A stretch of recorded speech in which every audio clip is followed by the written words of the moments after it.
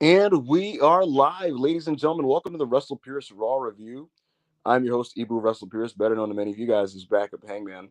And we're here joined by Rob of the C Nation, no longer the Island of Relevancy, Rob of the C Nation, to talk about last night's episode of Monday Night Raw.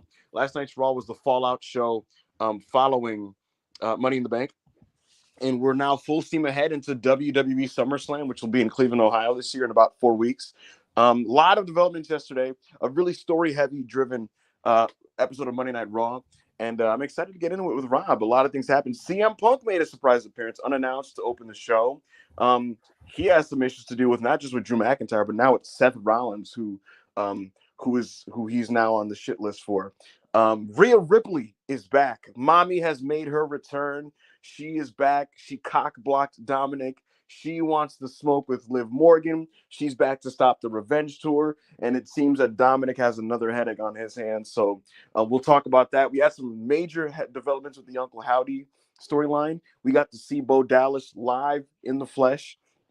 So we'll get into that as well. And many other developments that took place throughout the night. So without further ado, guys, make sure to like this video, comment, super chat, all those things. Ask questions. Give us your takes, your perspectives, your thoughts.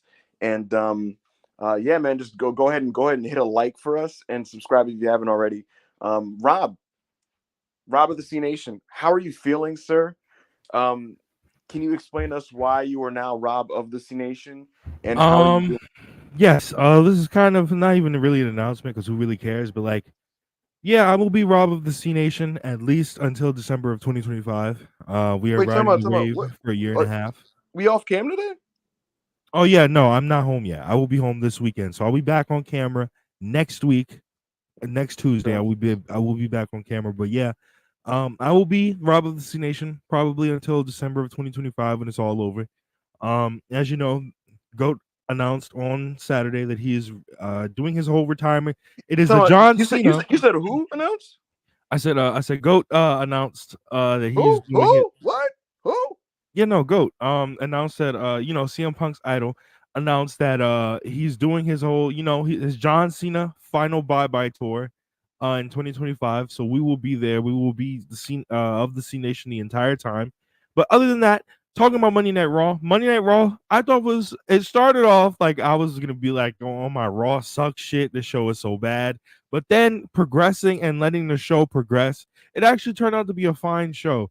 We got Pretty good to multiple be honest with you. developments, like you said, with the Howdy verse and all and things of that sort, and Rhea Ripley, Liv Morgan, and Dom. So I'm very interested to talk about this show. Dragunov's in the Sammy Intercontinental verse. Pete Yes, Dunne has a finally, storyline. He's doing something. They're tying finally. back. Pete Dunne is back and he's tying his storyline back with Sheamus. That was an interesting development as well. So a couple like things in the undercard that were pretty interesting. We have a new women's stable fully formed. Sonya Deville, Shayna Baszler, and Zoe Stark are official. They're a heel group. They came in storming down and they attacked Damage Control last night, and they're looking like they want the women's tag team championships. So yeah, man, I a lot of little things that were pretty interesting, a lot of cool setups.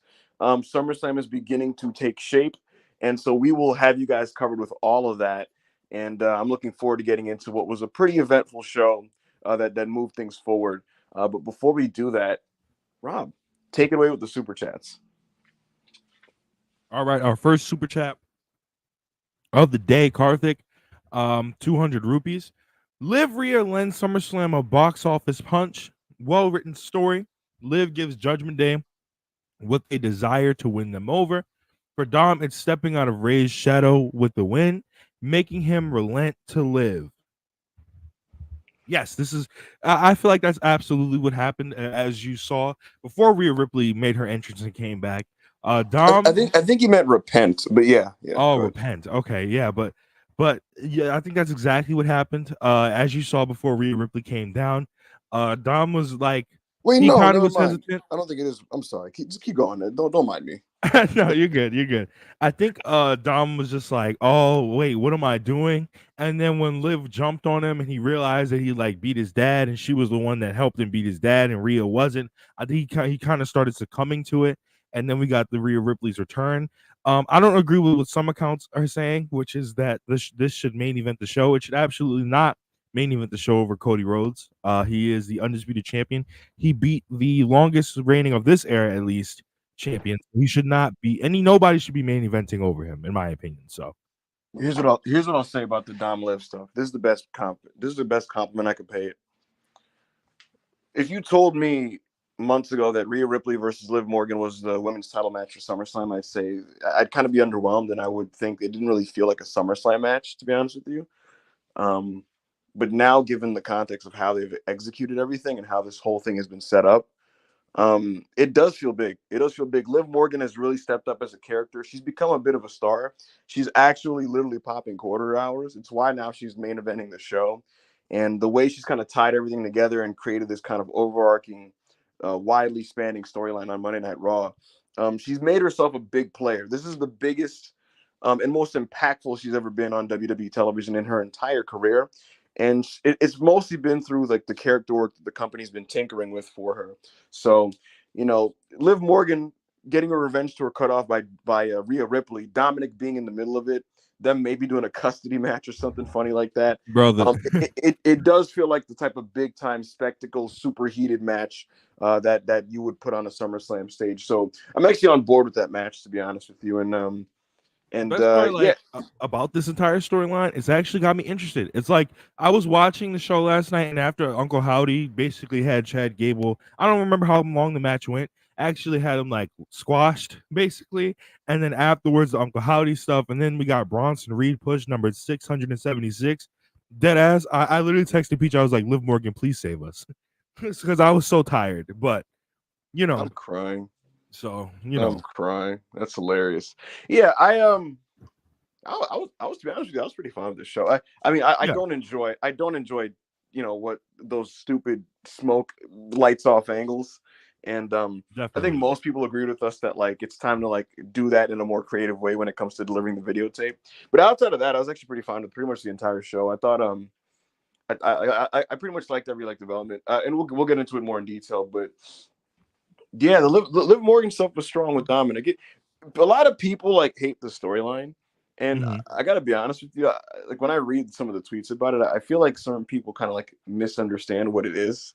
But I don't know. It's hot right at this point, and I mean hot as in like it has a lot of buzz and it's popping ratings and stuff. But beyond that, I think it's led to character development for pretty much everybody in the Judgment Day.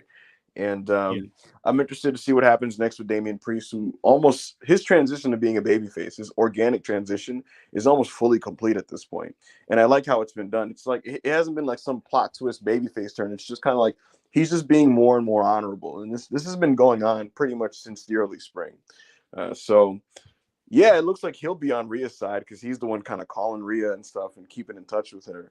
Whereas Finn Balor and Dominic may be the snakes. So we'll see where that goes. Jan true. Theodore, $2 Canadian, right? Yes. Uh, Cuck storylines are back in the Federation. Your What's thoughts, the Rob? Cuck storyline? What's the Cuck storyline in question? The Rhea stuff? Is I it mean, this is the Vietnam thing? yeah, I mean, with that, I mean, it's not really. I mean, hey, man, if you really look in between the lines, Rhea really has treated Dom like shit a lot of the time. If you look in between the lines, so I mean, I wouldn't say it's a Cuck story. I mean, Liv Morgan. Hey, man, Liv Morgan basically said, "Taking everything away from you." So it is what it is. Right. Vernacular 4.99. I'm glad they're leading into Punk being an egomaniac. The only way for him to have an effective heel run post return aura is to point out his faults. You go first on this since you're the Punk guy. This is interesting. CM Punk has been cheered throughout his WWE run, but on last night's show, I just noticed there was like this interesting vibe. Like Ottawa liked him, but it almost felt like they were waiting for a character to kind of like make it okay for them to kind of root against him in a weird way. And so when Seth Rollins gave them that opening by basically saying like like the world doesn't revolve around you and like you think you're the center of attention and A, B, C, and D and like you're a selfish bastard and all that stuff. When he started kind of grilling him with all that, um, Ottawa like surprisingly were like, yeah, like tell him. They're like the reaction was very much like get him, yes, that is who he is. And it was just interesting. I was like, wow, like okay, that's interesting. Uh to be honest with you, Rob, at least for the time being, I hope this was just a one night only reaction, only because this is how CM Punk's wrestling brain works. If this happens two more times, he's going to immediately go into collision meta heel mode. And I think it's a little too early in his run to start doing that. Nevertheless, the Rollins animosity with Punk is good stuff. And I gotta say, Seth Rollins turns into he hits another gear when he goes in front of CM Punk. Like he Bro, leaves all that like visionary Jimmy Valiant shit out the window. He leaves that out. He leaves that behind he bro, it genuinely sounds like, and you can tell he kind of does. It genuinely sounds like he hates the presence of CM Punk.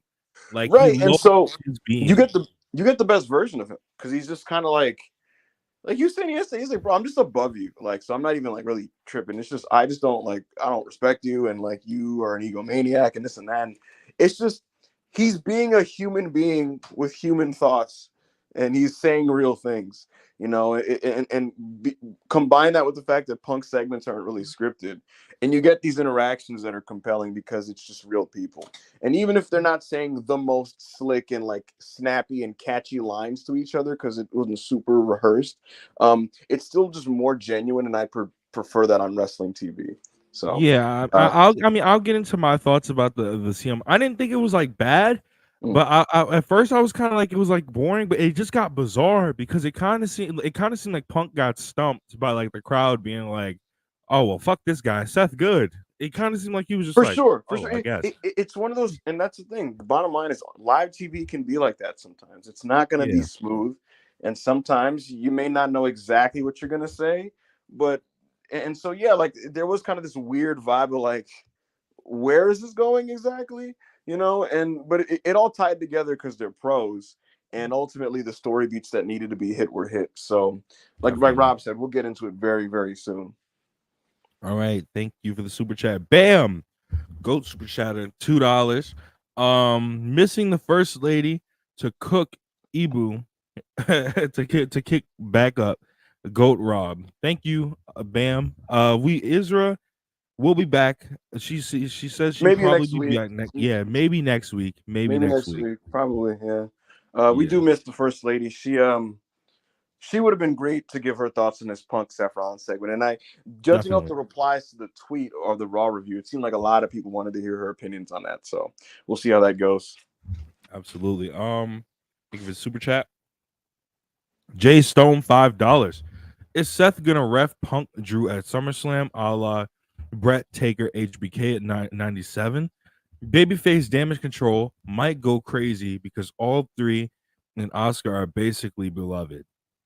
I'm not into the guest referee thing. To be honest with you, I don't like it. Just what's the institutional purpose for WWE making a talent be a referee? It's a conflict of interest.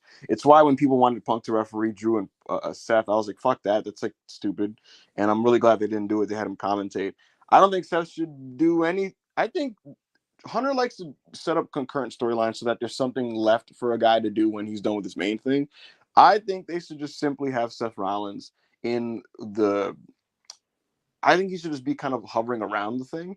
And if anything, you could just kind of have Seth interfere in the match if you really want to do that. No, Some people are suggesting triple threat.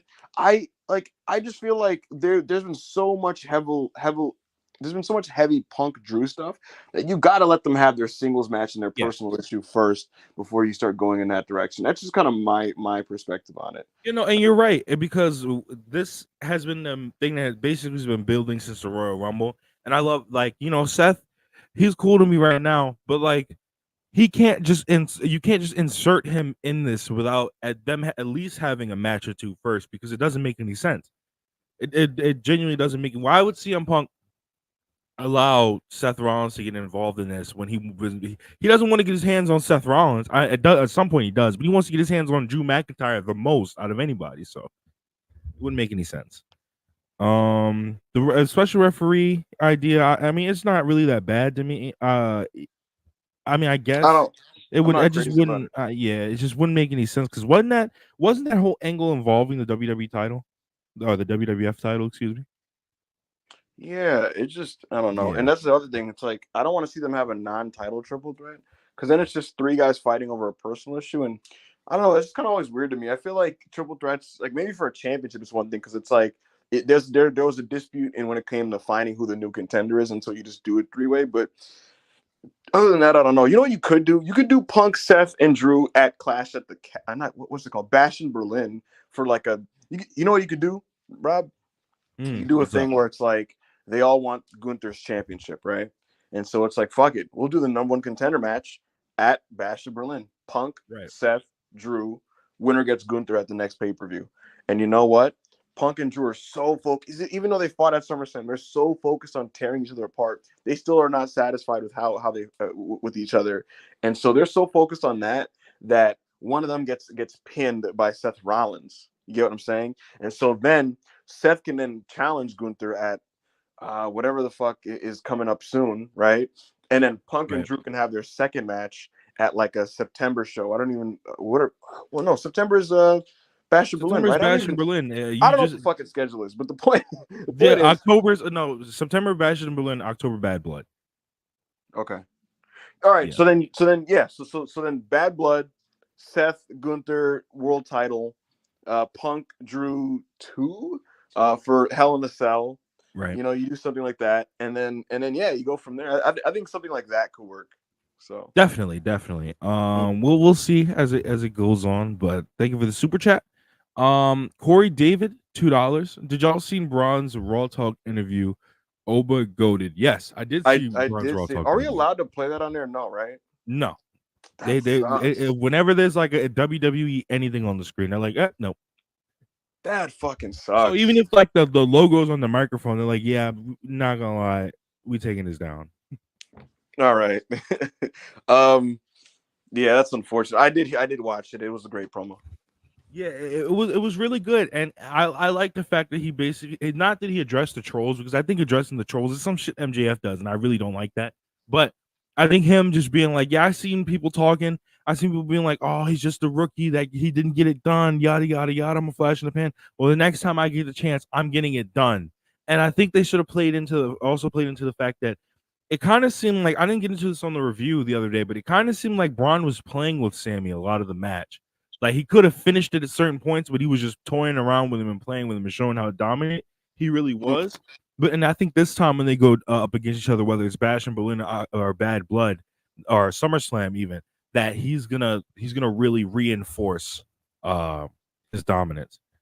Totally agree. Take the next super chat, Rob. I'm getting a phone call here, sir. 100%. Corey David, $2. Priest, a damn snitch. Where you at? Dom, what'd you say? No, sorry, I was answering the phone. Hold on, give me a second, Rob. Sorry. Corey David, $2. Priest, a damn snitch. Dom, innocent. He didn't do anything. Dom's just been chilling, bro. He hasn't really done anything. He's been relaxing, bro. He's doing his thing. Yo, people can't do that thing anymore, bro. Like, holy shit. He hasn't really, bro. Liv Morgan's just been chilling. And Dom's just been chilling. And sometimes when you're chilling, things are cool. So I don't understand why people are on Dom's meat so hard. He's just been doing his Damian thing. Priest is a snitch, I gotta say. And Damian, bro, you can't like you've okay, you should have been reinforces and kicked Liv or told everybody to stay away from Liv, but you haven't. Liv Morgan's been in your clubhouse, buddy, and you didn't do anything. You're the world champion. You couldn't get that tag match canceled last night. Come on. Roman wouldn't have let that happen. Thank you for the super chat. Ibu, if you don't have anything to add. About Priest being a damn snitch? Yeah, if you don't have anything to add, we can go to the next one. He'd been snitching the whole time. A few weeks ago on Raw, Yeah. Priest walks up to Dom and he does that thing where like he knows the answer to the question, but he wants to see if Dom's gonna lie to him because he's like, hey, have you been talking to Liv? I mean, have you been talking to RHEA? And he's like, yeah, I have been talking. He's like, and he basically was like, Priest basically like, bullshit. I've been talking to her. I've been calling her, and like he basically saying like you're fucking capping. And Dom got all shook because the truth is Dom's been kind of not communicating with her, but Priest clearly has been this entire time. And one of the things that's been subtly set up for a while now is clearly within the group, in the group's interpersonal dynamics, Priest is close to RHEA and like they're tight. Yes. And they stay in touch, and it doesn't seem like Balor and the others are the same way. There's been little interactions to suggest that Balor's almost like, hey man, she's gone, like, you know, like, whatever, like it's not really trip about it right now. But we'll see where that goes. There's clearly something going on with Finn and Liv, and it's still very unclear what that is. But it looks like we're going to get a civil war and a split right down the middle with this group very, very soon. And we'll see exactly in what way. So there you go. Thank you, Corey, for the super chat. All right. Corey David, $2. Ibu, do you think Cena versus Copeland one more time? Yo, don't ask me. Go ahead, Ibu. My thing is this. Obviously, if Edge was still here, they would do the match. Edge signed like a 3-year deal, so I don't. It's not possible, sadly. You know what they could do, and I actually could see them doing though. In one of the last Cena shows, they're gonna probably have video messages from people congratulating him on his retirement, and Edge will very much be one of those people. Definitely, and I do think we could possibly see something like that if he really would want to do something like that. But yeah, I mean, this last year is really going to be interesting to me because it's really going to be interesting who he's going to work and how he's going to work them, because we've seen like him just starting to do limb work on Solo at what was that, Crown Jewel was crazy. Mm-hmm. So who knows? Right. But Ibu, that's all the super chats that we have for right now. Where was Rome last night? Raw was in Ottawa, Ontario, Canada. Not one of the bigger wrestling markets, but they stayed in Canada for last night, and they were in the Canadian Tire Center in Ottawa, Ontario, Canada. Pat McAfee was back, Rob. He was back from Yes. commentary. He had missed 2 weeks because his wife's father passed away. So Yeah. he's back now, and they welcomed him back and wished his family well and everything. And it was good to see him back. And we got right to it because after seeing Damian Priest coming in backstage, we immediately heard the and right to cult of personality. CM Punk is back on Raw. CM Punk is on the show. He walks out there, Rob, and he basically shouts out John Cena. He says that he wants to wrestle him. He didn't know what the future holds, but he wants to lace him up with John Cena one more time. The crowd is chanting for Cena. Punk said, "All right, don't what was the phrasing he used, Rob? He said, "Don't." He said, "Don't do tricks on it." You know, Yeah, talking yeah. He about was like, he started seeing the crowd go crazy and was like, all right, you don't got to do tricks on it. Relax. Y'all dick riding a absolutely, little bit. absolutely. And so, yeah, so Punk is he's catching on some of this Twitter lingo. I wonder where he's getting it from, but Hmm.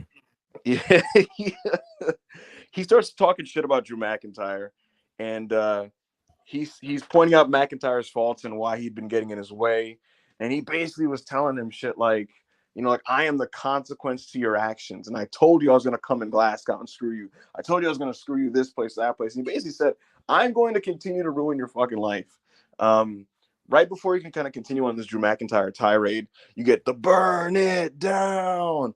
Oh, whoa, Oh. whoa, whoa. And the funny part about this is one of those unscripted, unplanned live TV moments that I do appreciate about CM Punk. Seth is coming out, and Punk just walks over to commentary. He takes Pat McAfee's headset. He sits on the commentary booth, and he's just kind of like, "Man, this takes long, doesn't it? Like this just takes long." And then and Cole is chuckling and shit, and Punk goes like, "This is just a long entrance," and I'm like, it makes you realize like, his entrance is pretty long. Pause. And so Punk is like asking Cole, he's like, "Do you like this? Like, are you into this?" And Cole's like, "It's all right, it's cool." It's all right. He's like, what's up Punk with is you like, using my government name last night, bro? What's up with yeah, that? he said, Cole, what's up with you using my government? And because at Money in the Bank, Cole was like, "What are you doing, Phil? What are you doing?" And Punk was like, "My job." So some good quirky stuff there. Uh, Seth Rollins is like, "Yo, are you gonna come in the ring or what?" And so he does. And this was very, very, very, very interesting. Um, he accused Punk of getting into his business when he costed him his match at Money in the Bank. Yes. Um, and he was just kind of like, dude, like he was basically saying, like, I let you rock until you got involved in my shit. And Punk was saying like there's a lot of little things here, but one of the interesting ones was uh, uh, Seth basically was like, bro, how about you just like apologize for once in your life? Like why don't you just fucking apologize? And then Punk hesitated and he was like, I'm sorry. He basically saying, oh no, there was a good line here because Seth is talking about all these personal things, and Seth's talking about all these personal things, right? And Punk is saying, like, dude, my issue with Drew is personal. That guy took my bracelet, which had my wife's name on it, my dog. And he basically was saying it's the intent, it's the gesture. I know it's only like a 15-cent thing, but it's the intent. And he related it to Seth Rollins and his wife and his baby Rue, which funny enough, when Punk mentioned his baby's name, Seth made a face like, all right, bro. He was like, Relax. yo. Like, yo, chill out, slow down. He's like, bro, I will take you down in this I ring will right take you now. down in this ring right now. But nevertheless, Seth was basically just like, bro, my nigga, it's not always about you. Like, I was in a title match, I was in this and that. Because he basically was saying, like, bro, like, this was my fight. You know what I mean? And so he's trying to throw that in Punk's face. And Punk eventually does say, I'm sorry. And the fans cheer. And then he said, but then he turns around and goes, but because it's you, I can't really be that sorry. And it's like a hilarious moment. Seth is just chuckling like, this nigga, you will just never change. You are CM Punk. This is who you are. But Rollins poked at Punk and commented that he gaslights everyone around him and he said he gaslights everyone and thinks the world revolves around him. And then Rollins basically said, I'm not going to let you get to Drew McIntyre because before you could even say his name, I'm going to snap your arm once you're cleared and put you back on the shelf. So Yeah, that was, Seth, talk that shit, nigga. yeah. He also said Punk burns bridges. He also said Punk burns bridges everywhere, and said that you could be a selfish bastard in other places. You could burn bridges in other places. So he was really just kind of coming at his character here. It was pretty intense. So Seth really grilled him, and he also told Punk at the end of this, actions have consequences. And basically, the gist of the whole thing is, you're on my shit list, and I'm gonna fucking get you, like, for what you did. Because as of right now, Seth is not gonna get another shot at the World Heavyweight Championship, and it's because of CM Punk. And so Yes. he's not fucking with it. And also, the fans in Ottawa sided with Seth Rollins throughout this interaction. So I thought this was wildly compelling television, to be honest with you. Like I just touched on in the super chats earlier, like it's unscripted, so it's like it's not gonna be the smoothest thing. They're not gonna have the most easily quipable, like, perfectly quippy dialogue. They're just kind of two Interesting. dudes talking shit. But because of that, I like some of the organic kind of things. Like they would interrupt each other mid sentence because like that's how human beings talk to each other, and Yeah. so things like that. Like there's a couple little ones. I should have wrote them down, but if you watch the segment, you'll know what I mean. Like Seth will say something, and Punk will just kind of pop in to say one thing. I'm gonna just be like, well, I don't think that's true. Yeah, or like exactly. So, and I gotta say, Punk and Seth have good on-screen chemistry, and it's what you said, Rob, where Seth Rollins like just turns into another human being when he's in front of CM Punk. There's like a fire in him that gets summoned, and I really do enjoy this version of Seth Rollins. What did you think of the segment, Rob? I thought this segment, like, I thought Seth's part was fine. Punk's part was fine up until Seth came out, and it's like I said, it wasn't even like I thought like he couldn't hang. I think it was just like, because if it happens again and it's unscripted, we're gonna have to have some conversations. But Mm-hmm. it's not like I thought he couldn't hang completely. I think it was just the crowd not ooh oh not and like doing that shit that like threw him off, because he was like it looked like he was turning around like I'm throwing out some good one liners. I don't know why nobody's reacting, and so Right. I think that's the bizarre part of it that kind of threw him off. I always love Rollins' intensity when he's talking to CM Punk, because like we've said 100 times, he hates that man. Like I feel like it's the younger Seth Rollins that needed that. That's like he said when he came back, needed the guidance, and when like Punk, like he did everybody else, completely cut him off. When he left WWE, I feel like it's that Rollins that's talking to him like that. I needed guidance, and you just up and left and didn't talk to anybody, and that's kind of fucked up. So Right. needless to say, I enjoyed this segment on Seth's behalf. Punk, don't let it happen again, or we can have some conversations. Absolutely. It was a great segment from that respect. I'm really curious what Seth Rollins is going to do here, and I appreciate your thoughts on this, Rob. And I gave my thoughts, and I was going to move on, but someone's at the door, and I think someone else wants to give their thoughts on this segment.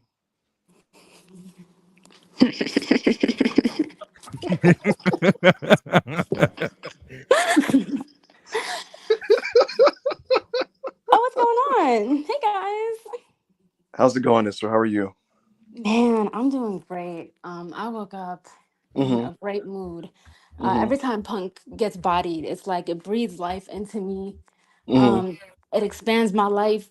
Like I just, it was beautiful. But I heard what you guys had to say Yeah. about the segment between Punk and Seth, and you both made a lot of valid points. But the reason why I'm here, someone has to break down the way Punk completely got bodied last night because it Okay. was beautiful. It was Dissect it systematic. for us. Break it down for us. Break No, it down because Seth, somatically, Seth psychologically. came out, and the first thing he did was tell Punk he's pussy and that he's scared of Seth.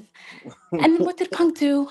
He went and got in the ring adamantly, and then he got chewed up by Seth. Like, honestly, like, he really could have just stayed on the sidelines Mm-hmm. and saved himself, but that's how he wanted to go out. So I'll give him his credit for that. I'll give Punk his credit for trying. Mm-hmm. But his attempt, it just wasn't enough. Mm-hmm. Um, I mean, first of all, like, that apology fell flat. His attempt to belittle Seth fell flat. And I'm gonna get back to that. Even the line about Becky and Rue fell flat, Mm-hmm. because how do you equate his actual child, who is the spitting image of him, to your nasty, crusty dog that, like, Yo, Because it's that for little girl is beautiful, right? She's a gem. Have you it's seen Punk's dog? it's for no joke. I was watching it with my brother. My brother was just like, "This is the problem with white people," and I was like, "What?" And he's just like, "Your dog is not this person's dog. Like, what are you like? What are you talking about?" And I mean, Love my I pet. don't Love I your don't like pets. being in people's personal life like that, but we always see Seth and Becky out and about looking like a happy, beautiful couple.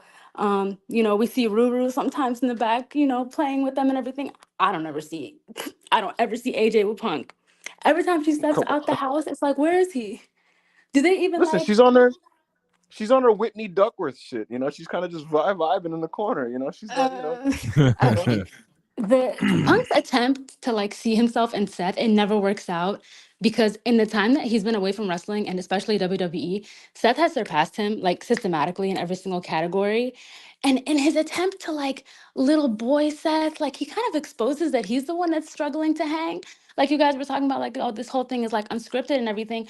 Mhm, Like the mic is Punk's bread and butter. Like that's his whole thing. That's what fucking made him famous. mhm.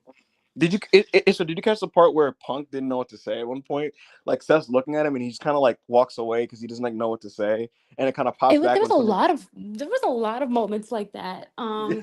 There was this one thing I wish I could remember what the exact line was that Punk said to Seth, but like the camera panned to Seth and his face was just like stone, like ice cold, like he was like, I'm about to beat your ass, like he was, you could just see him like brewing on the inside.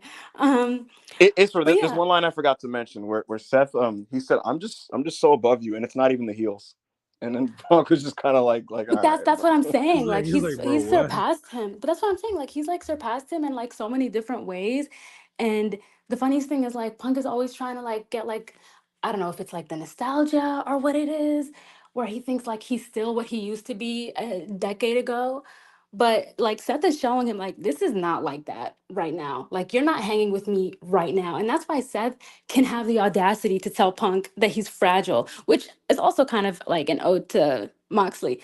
But even though Seth is also fragile, he'll wrestle like while he's fucking injured Mhm. and still put on bangers. Like the fact that a lot of people, like you could tell maybe Seth was hurt in hindsight, but like you watch his matches and you're like, it's crazy that he's able to pull off what he's pulling off, like injured and shit, right? But oh, actually, let me get back to this real quick.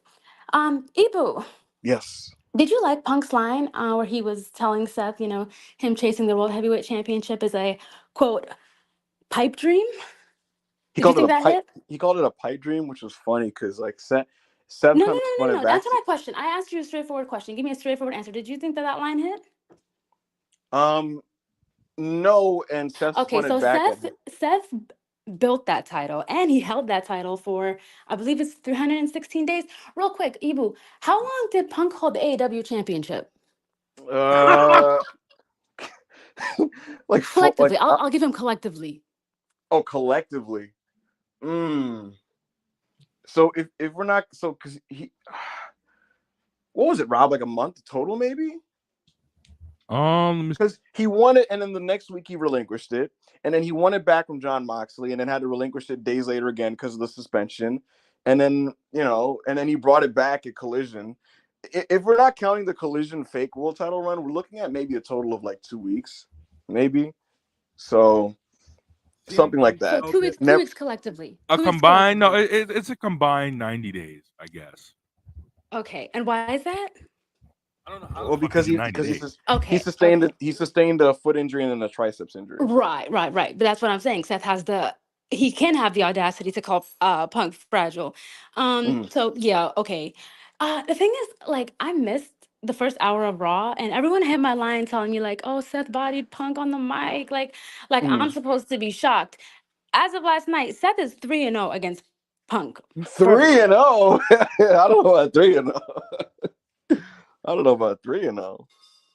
He's definitely 3-0. I mean, I literally just heard you say like Seth digs into like a completely different He does. He side does. of him when Punk is in his face.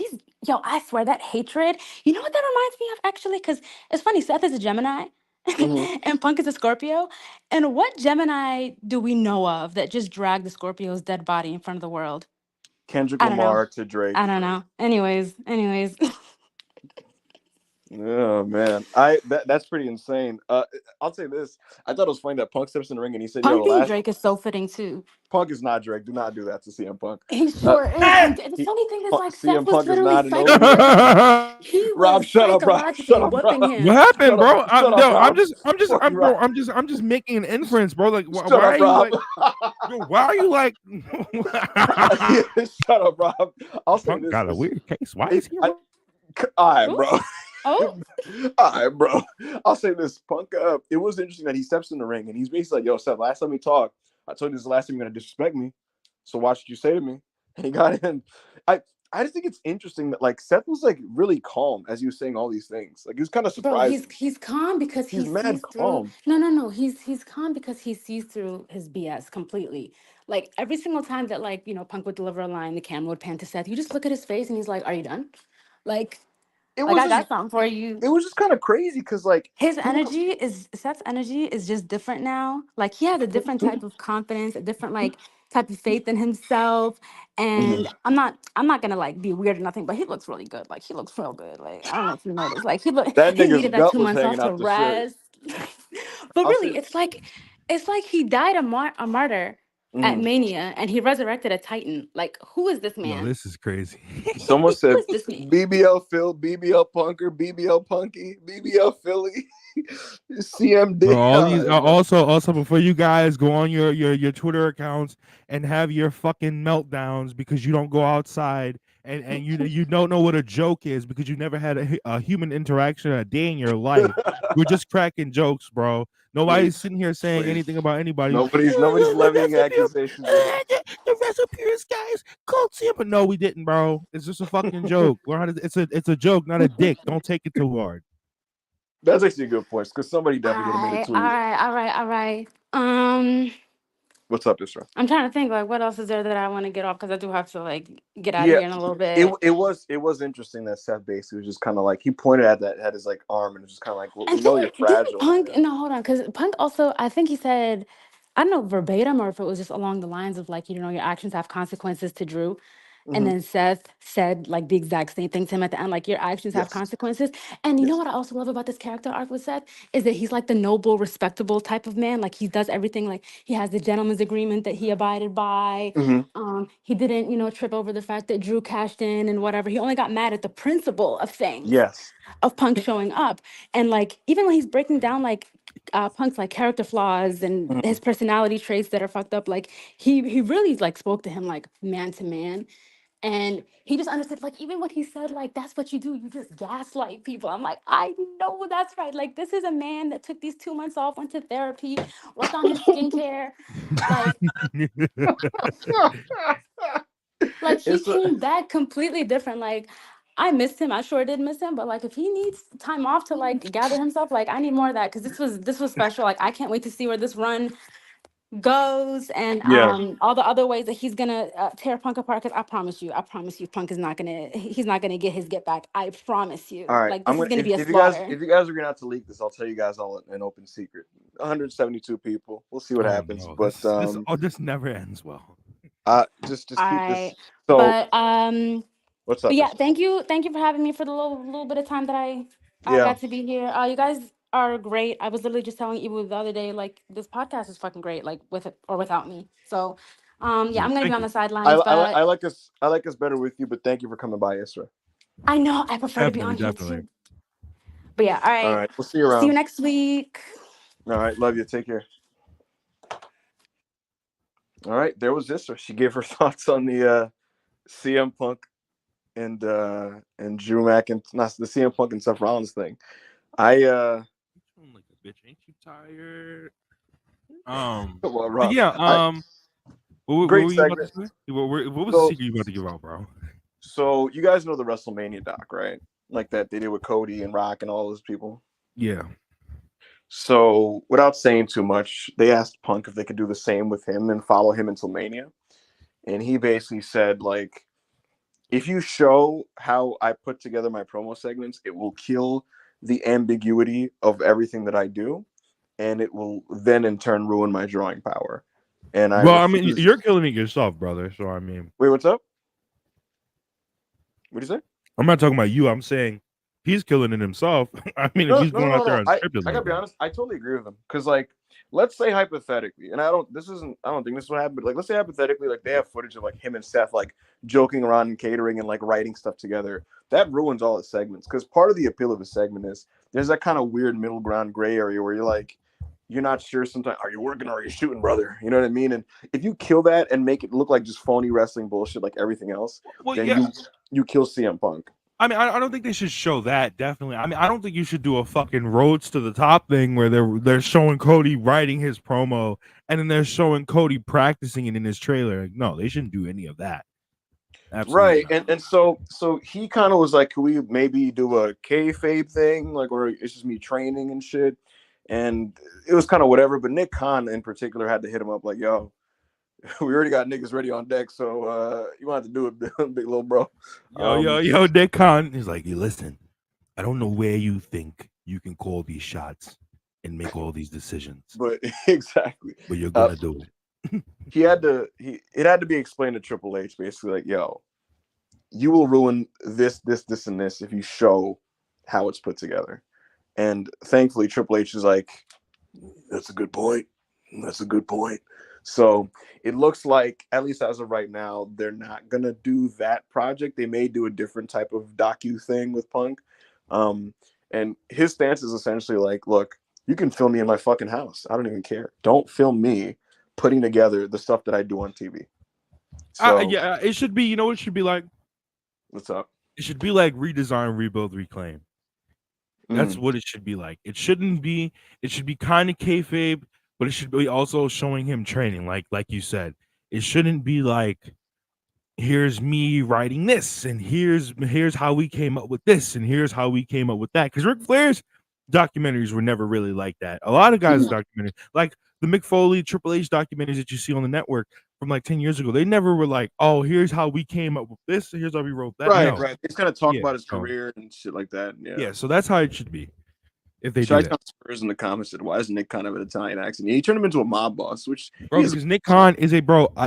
Every time I think of Nick Khan, I think of the Rock, the picture of the Rock going to leave to get on the jet, and Nick Khan just standing there in the shadows in the background, menacingly, with his hair slicked back. So he's a mob boss, bro. Yeah, he's a scary guy. Something that wasn't particularly scary was Uncle Howdy's interaction and Oh boy. with Chad Gable. So here's what they did.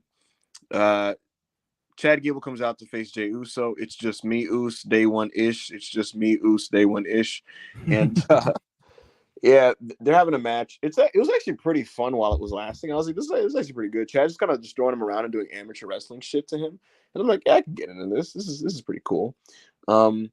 But it didn't go particularly long because after the first commercial break, we come back and Chad's doing some stuff to Jey Uso.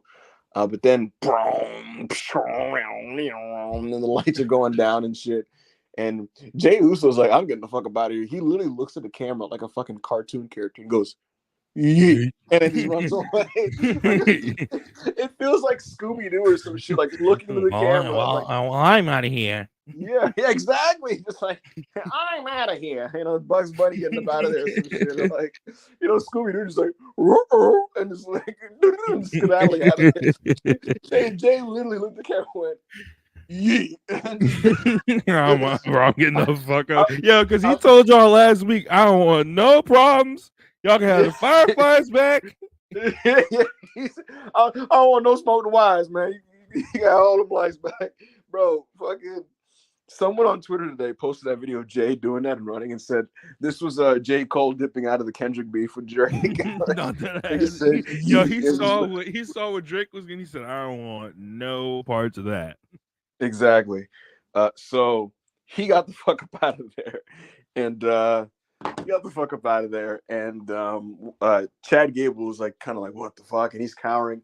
And it's basically the same angle they've been doing, except this time Nikki Cross wasn't crawling, she just walked around. And so it was basically the same thing. Chad walks away, he gets out of there, you get the piano music playing, and Nikki Cross hands the VHS to Pat McAfee this time. So my really only takeaway about this is, can we find different and creative ways to hand VHSs to commentary now? Because how many times is it just going to be Chad Gable as a match, and then the boom, boom, boom, and then he's going to come out and hit. Oh, let's be a little creative. Maybe next week or week after, you kind of, you hand them. I don't know. We had the cliffhanger today of Bo Dallas and Adam Pearce. That boy is bouncy. When was that? Did AO just said that? He just said that. what the fuck? But yeah, so maybe look, Adam Pearce is gonna had a conversation with Bo Dallas, right? And we don't know what they're gonna talk about, but maybe next week we do a thing where it's like Pearce talks to Jackie Redmond and he's like, I had a conversation with Bo. We already got it locked and loaded. They want us to play another thing. He already handed it to me. And I'll, no further questions or whatever the fuck. The point is, we don't have to do Chad Gable is afraid of a Halloween costume girl who has a VHS every week, So hopefully this is and that's the thing, if they want to keep the spooky shit to the VHSs, I have no problem with that. because that way it makes sense. Because I don't believe that you can be spooky in real life and turn lights off. But I can definitely believe if you have enough video editing and people editing a video and it's all a video, then I could believe you. But I don't believe you doing any of this in real life. So combining this with the next two Howdy developments on this show, I have a theory about what's happening there, and I'll explain it. But that was the Jay thing and the Chad Gable thing. Again, the match was pretty short, and then it got interrupted with this, and I'm over seeing Chad kind of cowering and being afraid of this. And thankfully, it looks like he's going to take actions into his own hands, because that's what he said later on. And it looks like, he was talking to the Creed brothers for the 17,000th negotiation backstage of the year, where he's just, how many negotiations is it going to take to secure this deal, Rob? Like, why is it that like what could they possibly have to talk about at this point? Like, he's just like, hey man, he's like, hey man, I'm losing, y'all are losing. If we combine, and I'm getting harassed, if we combine our powers, then we could be a strong force. It doesn't have to be 4 weeks of guys, please. Like it's just like, bro, like how many backstage behind the scene conversations do they need? Like, bro, this is why, yes or no, are you in or are you out? Triple H, listen, Triple H, take some fucking notes from Shawn Michaels, bro. Now don't take no fucking like vignette notes, but like, bro, Shawn Michaels, when he sees something, is how he pulls a trigger, brother. I've been seeing this thing with the Creed for the last 2 months. They've been talking backstage for 2 months. Now it looks like what the direction they're going is they're going to be Chad's security blankets and stuff. That boy is bouncy. What is going on? Who is bouncy, AO? Who is bouncy? Hey man, that boy. That boy is bouncy. Is CM Punk bouncy, AO? Don't make me get canceled. I almost said something crazy. Anyway. So I did not watch Monday Night Raw outside of Braun versus Ilya and clips that made the timeline. However, I left work early because I had a tummy ache. I got a blizzy in my hand. I'm about to spark it. So I'm here to talk shop with my brothers. You feel honestly, me? You know what? Talk about things like I watched them. You know what? Hey, yo, you're gonna just sit in the corner, just kick it. Tell everybody that you're here. I'll do it on Fort Conda. I'll say that I'm sure.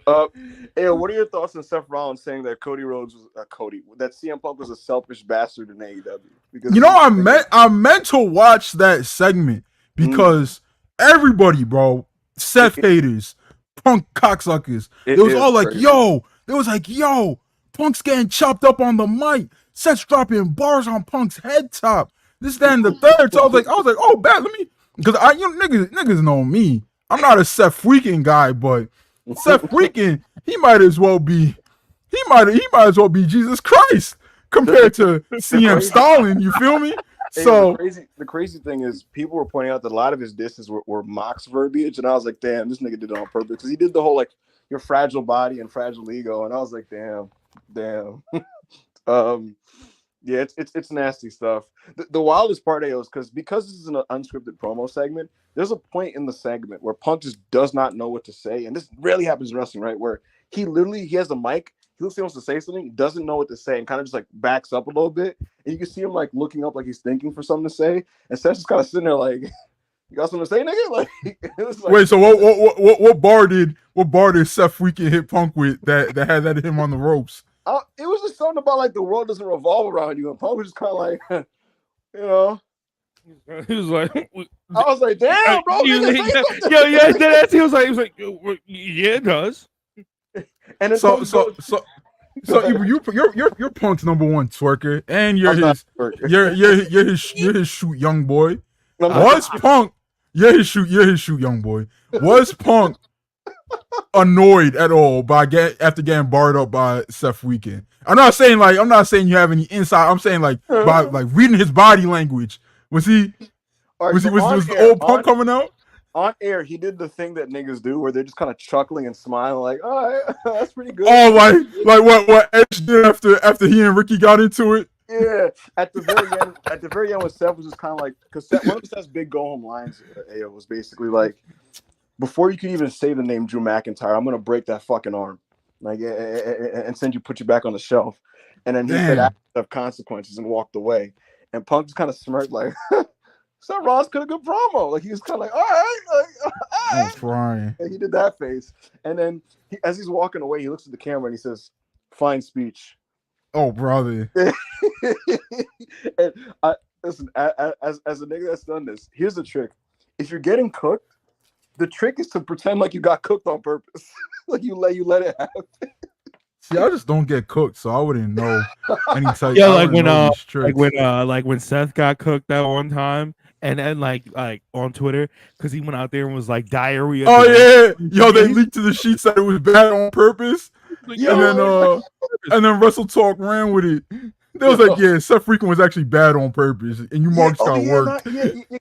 Seth was doing. He started liking a bunch of like diarrhea, Dwayne. Seth liked a bunch of tweets that were saying like Seth is being corny because The Rock is corny. That's the point, you know. So yeah. No, nigga. He said no, nigga.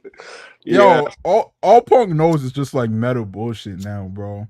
I will say, like I saw the hard cam shit he was talking about. He's doing the fine speech shit with Cena. It's just like, bro, your brain is cooked, son. Like. Hey, there's another one. Punk was directing the fans to the video screen to look at like a recap of what Drew was doing, and then Punk said, "We just saw Drew on screen, so the rating just went down real quick." And I was just like, "All right, bro." Like, come on, yeah, bro. Yeah. My feelings about how when anybody talks about ratings in wrestling, AEW niggas are not exempt from it, bro. Like I get on MJF's ass for it all the time, bro. It's just like.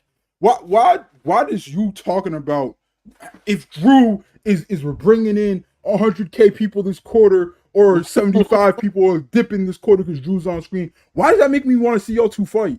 It was very just like him popping himself. Speaking of popping himself, he goes full BWE Twitter AO because he was talking about how he used to talk to Adam Pearce to figure this thing out, and he was pretending like he didn't know who Adam Pearce was, and he's saying, "I guess I gotta go talk to." I don't know, Jack Tunney? Because Jack Tunney was like the kayfabe on-screen authority figure for WWF in the 80s. Yeah, the 80s and shit. Yeah, so he was like, I don't know, Jack Tunney, Adam Pearce, whoever it is. And I was just like, Punk is so I'm like, brother, nobody. They used to tag team. Who? Oh, him and Pierce. So, yeah. And they did mention that later because Punk was talking to Pierce, and Pierce was like, bro, I've known you a long time. Like, I know how you are. Because Pierce later, and we'll get into it, Pierce basically was telling Punk, like, you cannot be here next week when I talk to Drew. Like, you cannot be here. And Punk was like, I've been sitting at home way too long. He's like, I don't care. I know you. Stay home. But the next thing on Raw, King of the North basically said he's comparing Punk and Max. Punk and Max have very similar approaches. Very similar approaches. That boy is not bouncy. Sheamus was backstage, and they were congratulating him for 15 years in WWE. And they were just basically, Sheamus was talking about how he's been up and down the roads, and all these young boys have been around, but like he's had longevity. Bronson Reed comes in the frame, and he's basically saying like, he's basically picking a fight with Sheamus, and Sheamus is kind of like, yo, like, what's good? And but Reed was like, I'm gonna take care of your old friend first, and he's talking about Pete Dunne. So Pete Dunne comes out, And some interesting notes here. Commentary points out that Pete Dunne. Wait. Who? Hi, bro. Pete Dunne, not Butch. Pete Dunne. Pete Dunne's coming out, and commentary points out. No, wait. Who's Pete Dunne, bro? Like, what does he look like? He has like a fade on the sides, long hair, a singlet, shooter boots. He's the bruiserweight. He wears a mouthpiece. Oh, the bruiser. Oh, Butch. No, Pete Dunne. Okay, you should have said that from the beginning. Okay, never mind. All right, I know who Butch is. Go ahead. So go ahead. Negative bounce. So Pete Dunne's coming out. That boy is not bouncy. He is bouncy. And commentary is just kind of talking about how like he's one half of the Newcastle Republic. Tyler Bate sustained an injury last week on NXT. We found out today he tore up his pectoral muscle, which is really brutal. So he's walking out. They said his boy is hurt. And they point out that, like, obviously he's formerly of the Brawling Brutes with Sheamus. And Pat McAfee makes an NXT reference for the 100,000 people that watched the pandemic NXT. He points out that me and Pete Dunne go way back. We took care of some bums back in the day. That's in reference to when Pete Dunne, Oney Lorcan, Danny Burch, and Pat McAfee beat the Undisputed Era at TakeOver War Games 2020. So nice little nod there. Bronson Reed comes out. They have a match. 2-segment match. It was fun while it lasted. It actually could have turned into a very good match, to be honest, if it had more time. Bronson Reed does a sit-out like Liger Bomb, which he called a Cyclone Bomb, which is a pretty cool name. He's just kind of doing some cool stuff. Pete Dunne's working his arm, and he's trying to like wear him out. Pete Dunne does 2 moonsaults to the outside at one point, a couple enzuigiris. He escapes a back senton attempt from Bronson Reed. Reed goes for the tsunami. Pete Dunne fights it off. Then Reed pushes him off him and then gets him with the tsunami. And so Reed gets the win. After this, Reed's not done. He's beating up on Pete Dunne. Sheamus, his old running mate, runs out to save him, gets him with the high knee, gets him with a bro kick. Pete Dunne comes in and they start doing double teaming moves. It's really exciting. Sheamus is like, yeah! Crowd hype. He runs up to Pete Dunne like, my boy, come here, mate. And Pete Dunne's like, the fuck up off me, nigga. And he walks off. Yeah, don't touch me like that. Yeah, don't touch me. You called me Butch, all right? But don't talk to me. And Sheamus is like, what? And Pete Dunne walks away, and it's all dramatic. It's like, oh man, I don't want to fuck with him. So we don't know why he walked off, but I think there's a natural little brother story here to tell here, where the little brother wants his respect, man. It's like, look, at the end of the day, in WWE lore and in WWE canon, Sheamus knew Pete Dunne from the bars as a little scrappy kid in the bars, and he called him Butch. That was his nickname. It was never his real name, but that was his nickname. And Pete Dunne, he was a good little soldier in the Brawling Brutes. He kept the nickname. He kept getting, the little noogies and the hair ruffles and stuff, and he worked under Sheamus. But ultimately, Sheamus abandoned him, and that's what led to him reforming the Newcastle Republic. And it was Tyler Bate that helped Pete Dunne remember who he was earlier this year. And now he doesn't have the guy by his side that helped him remember who he was. And now it's Sheamus trying to slide back into his life like shit is sweet. And Pete Dunne is basically saying this shit is not sweet. So I enjoyed. Oh, brother, another link up story that's going to take 6 months for them to finally reform like the Avengers. Oh, you think it's going to it'd be so disgusting. Bro, it's going to be Royal Rumble 2025. Niggas is gonna be super zooming into the pictures of Sheamus and Pete Dunne in the corner jerking each other off, bro. 15,000 likes. No, what's even nastier, AO? What if Hunter asked doctors, how long is Tyler Bate out? And they went 6 months, and Hunter was like, 6 months? Bet. He said 6. He's like, I could do 6 months. So yeah, we'll see. I like the developments. What did you think of all this, Rob? The only part of this I didn't really enjoy was like, bro, I'm tired of Bronson Reed push number 538, bro. It's like, how many times are we going to have Bronson Reed, especially when we haven't literally, like, actually, we haven't seen Pete Dunne on Raw in a month, but we haven't seen him consistently on main roster TV in 2 months. He's been on NXT. He was on NXT in June. So, bro, yeah, I can't lie to you, bro. It don't seem like they're very interested in pushing this nigga. I got a little insight. I got an insight. Butch. In May, Triple H told the Newcastle Republic it's going to be slow for you guys until July, because apparently they booked that ahead of time. And he told them it's going to be slow until July. And he told Pete Dunne, like, hey, I could use you. And legitimately, I don't even say this as a joke. He told Pete Dunne, in the meantime, can you help me produce Speed? And so that's what Pete Dunne's been doing. And Tyler Bate wanted to stay active. And so he said, fuck main event. Let me just wrestle in NXT. And Hunter was like, yeah, that's fine. So damn, and he tore his pec, bro. And he tore his pec, all because he just wanted to stay Hunter busy. Fault. All because he just wanted to stay busy. Because Hunter basically was like, it's going to be slow in the spring. There's nothing really for you right now, but I'm going to start you guys up with something in July. Thankfully, at least he lived up to his promise, and he's still going to do something with Pete Dunne.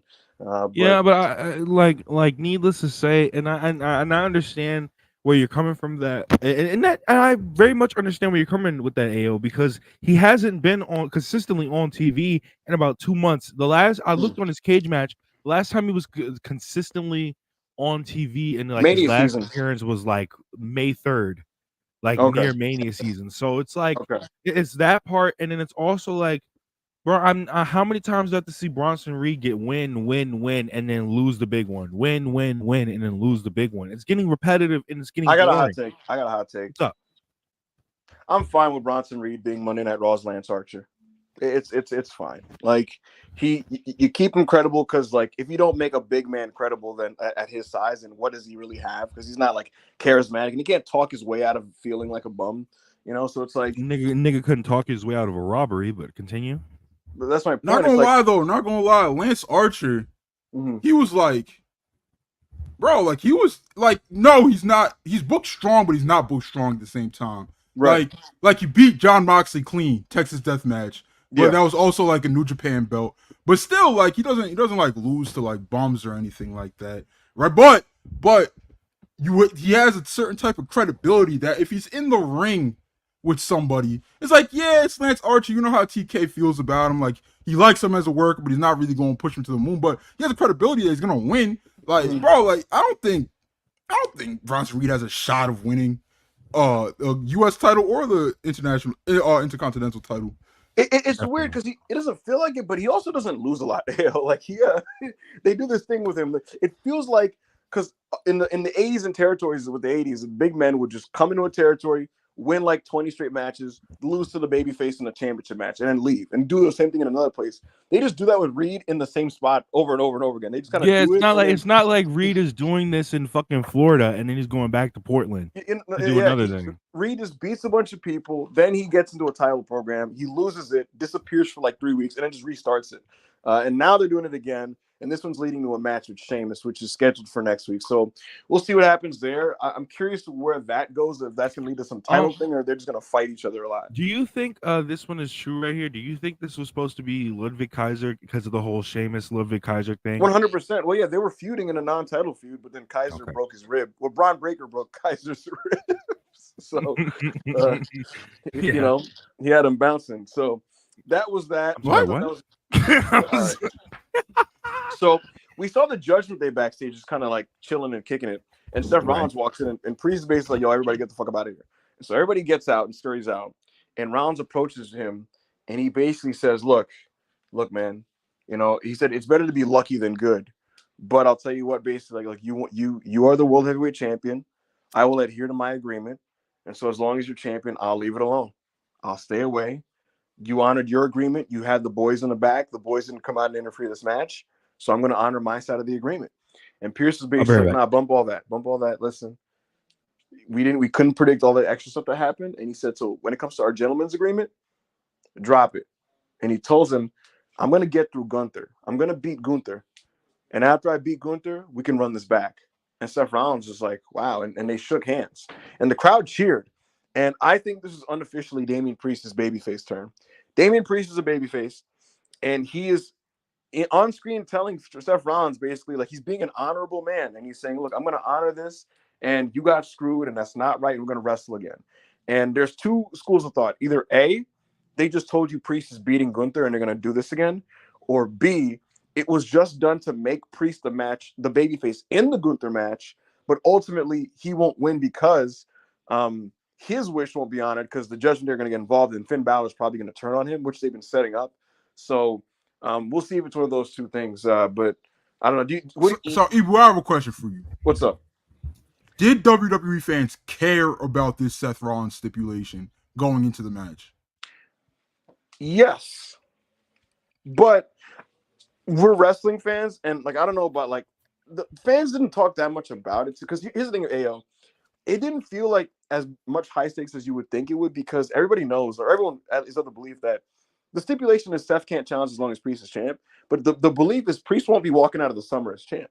So it's like it's not like it's nothing. You know what I'm saying? So it's one of those things. But either way, Priest doing this gesture last night where he's like, "Yo, fuck that, it's cool. We could run it back." The fans like you could hear them clapping, and it was one of those things. Active fans of WWE in the chat right now. Let me know yes or no if you cared about this stipulation going into Money in the Bank. Because I'm genuinely curious, bro. Because I don't know, bro. Like I'm not gonna act like I would like. Let's say if this was AEW or whatever, I'm not gonna act like this helping a heel turns like the worst thing in the world. But at the same time, it's just like why did you book this stipulate? Like I don't know, bro. Like I feel like if you were talking to someone in creative right now and they told you we literally did it just so Priest could like wave it and be a nice guy in this segment here, like would you say that's valid? Because no, I wouldn't because I've seen like I listened to the Raw review. I've seen other clips online that like Priest and Finn Balor been beefing. Yeah, so you tell me what gets a bigger babyface pop. Damian Priest backstage waving a stipulation, or maybe Priest is in a one-on-one match, or Judgment Day's in a trios match, and Judgment Day's about to take it too far, and Priest pushes Finn on his ass. It's gonna get a huge pop. It's gonna get a big pop. It's something like that might happen. Because here's the thing: last week or the week before. But I feel like you take away like this, yeah, they're still gonna pop because like at the end of the day, it's WWE fans, blah blah. Like they're gonna pop when it happens if they do it like that. But like you get a way bigger pop if that's like the sharp turn there instead of because I guess he's been leaning there already. But like just like you're babyface now, bro. So we expect you. It's not shocking to me if you do that to Priest at this. I mean, if you do that to Finn at this point, right? Like I expect it. But if you push him on his ass during a match before this whole my honorable world champion, you could get this rematch, blah blah blah. I'm like, someone in the chat saying that he has done that he's pushed Finn on his ass. Is that facts? Well, what he has done is there's been situations where Priest is fighting with somebody, right? And then and Balor's running out with like JD McDonough and the dudes and like, let's jump this nigga, right? And Priest is like, yo, it's cool. I didn't ask you to come out here. I don't really need you. It's why a few weeks ago. Priest in a promo said to Seth Rollins, like, the Judgment Day needs me more than I need them. And the crowd is like, oh. And that's why about a week later, Priest walks into the Judgment Day room, right? And Liv is in there playing like video games with them and chilling, and they're all having a fun time. And Priest is like, yo, Finn, come out real quick. And he's like, it's not cool that this woman is in this locker room. And Priest and Balor's like, well, it's not cool how you went on TV and said you don't need us. And also, this lady has helped us win the tag team. That's crazy that he said that because when they formed that, he was the fifth most over person in there. He was less over than RHEA, less over than Finn, less over than Dom. Exactly. It was interesting because like you were just a guy before that briefcase, brother. But now they got JD Mc don't Google me, so he's more over than him. Carlito's kicking it in the back for some reason. But is he more over than Finn now? No, but Priest or Carlito? No, Priest. Oh yes, he is. He's more over than Finn. Good for him, bro. No, Rest in peace, Prince Devitt. I saw you resign for another 5 years. But so Balor's like, it's not cool that you said that about us on TV, and you're disproving this lady who's helping the group succeed. So do you care about the group's success or do you care about your success? And Priest is like, I said y'all don't need me or you need me more because I'm holding the world title. It's no different than the same thing when Rhea Ripley was champion. That's my logic. And then they're going back and forth, and the Priest said, yo, this is semantics. We need each other. All right, we need each other. And bro, I feel like all wrestling bookers have forgotten that being like tag team champion is a world title. Right. And so no, but Balor's point, AO, because Balor's pro Liv Morgan. Because he's like, yo, she helped us win these championships back. And you're dismissing that like it means nothing. So do you actually care about the Judgment Day success?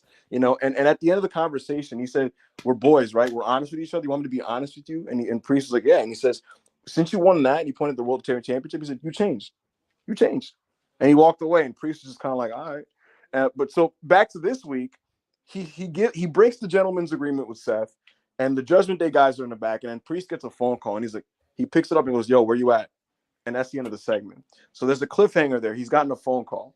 And it's pretty obvious to all the fans that he got on the phone with Rhea Ripley. So we'll see what happens there. I think we're building to some like big civil war between the stables. So it would be Rhea Ripley, Finn. No, Rhea Ripley would be on Priest's side. Oh yeah, no, my fault. Finn's pro Liv Morgan, so it would be Liv Morgan, Finn, and Carlito. Maybe it depends on the intrigue and what this is going to lead to is whose side is Dom really on. It's going to be that type of thing. Like that's going to be the big intrigue. Bro, they don't got 6 people to stretch this thing out and make it work, brother. we'll see. I don't know. Well, I mean, I guess if you throw Rhea, if you make it a mixed 6-man, it looks like it looks like a mixed 6-man. They may do the Latino thing and just have like Priest link up with Ray or something. I don't know about that part, but bro, because if they have to throw JD and Carlito in there, bro. Oh yes, it's a little. JD's a good worker, guys. Like I'm not delusional. Like I watch a lot of Jordan Devlin matches, right, shit like that. But like, bro, nobody cares. No one cares. You throw them in, and that's the TV version of it. You keep it to the core group, and it's a pay-per-view match. Yo, remember when Carlito almost paralyzed himself taking a run off the apron? He's so funny. Yo, that was I sent that clip to y'all, and I was like, what's going? Like, is this nigga okay? And Ibu was just like, bro, like he literally can't take a flat back bump anymore. Right. Like, he has to stick him on his side. Yeah, it was crazy. Brock came out, started running after the Judgment Day. And Carlito's trying to run, but like he can't run at all. I can't lie, Rob. I've decided my stance on Carlito right now in Judgment Day is if he's just the dude that pops, if he's just Fale, it's okay because he's funny in these segments. I just don't want to watch him wrestle at all. Yeah, that's crazy that his back is cooked like that. Yeah, what happened to him in Puerto Rico, bro? Yeah, I don't know, bro. Like, did he get into like?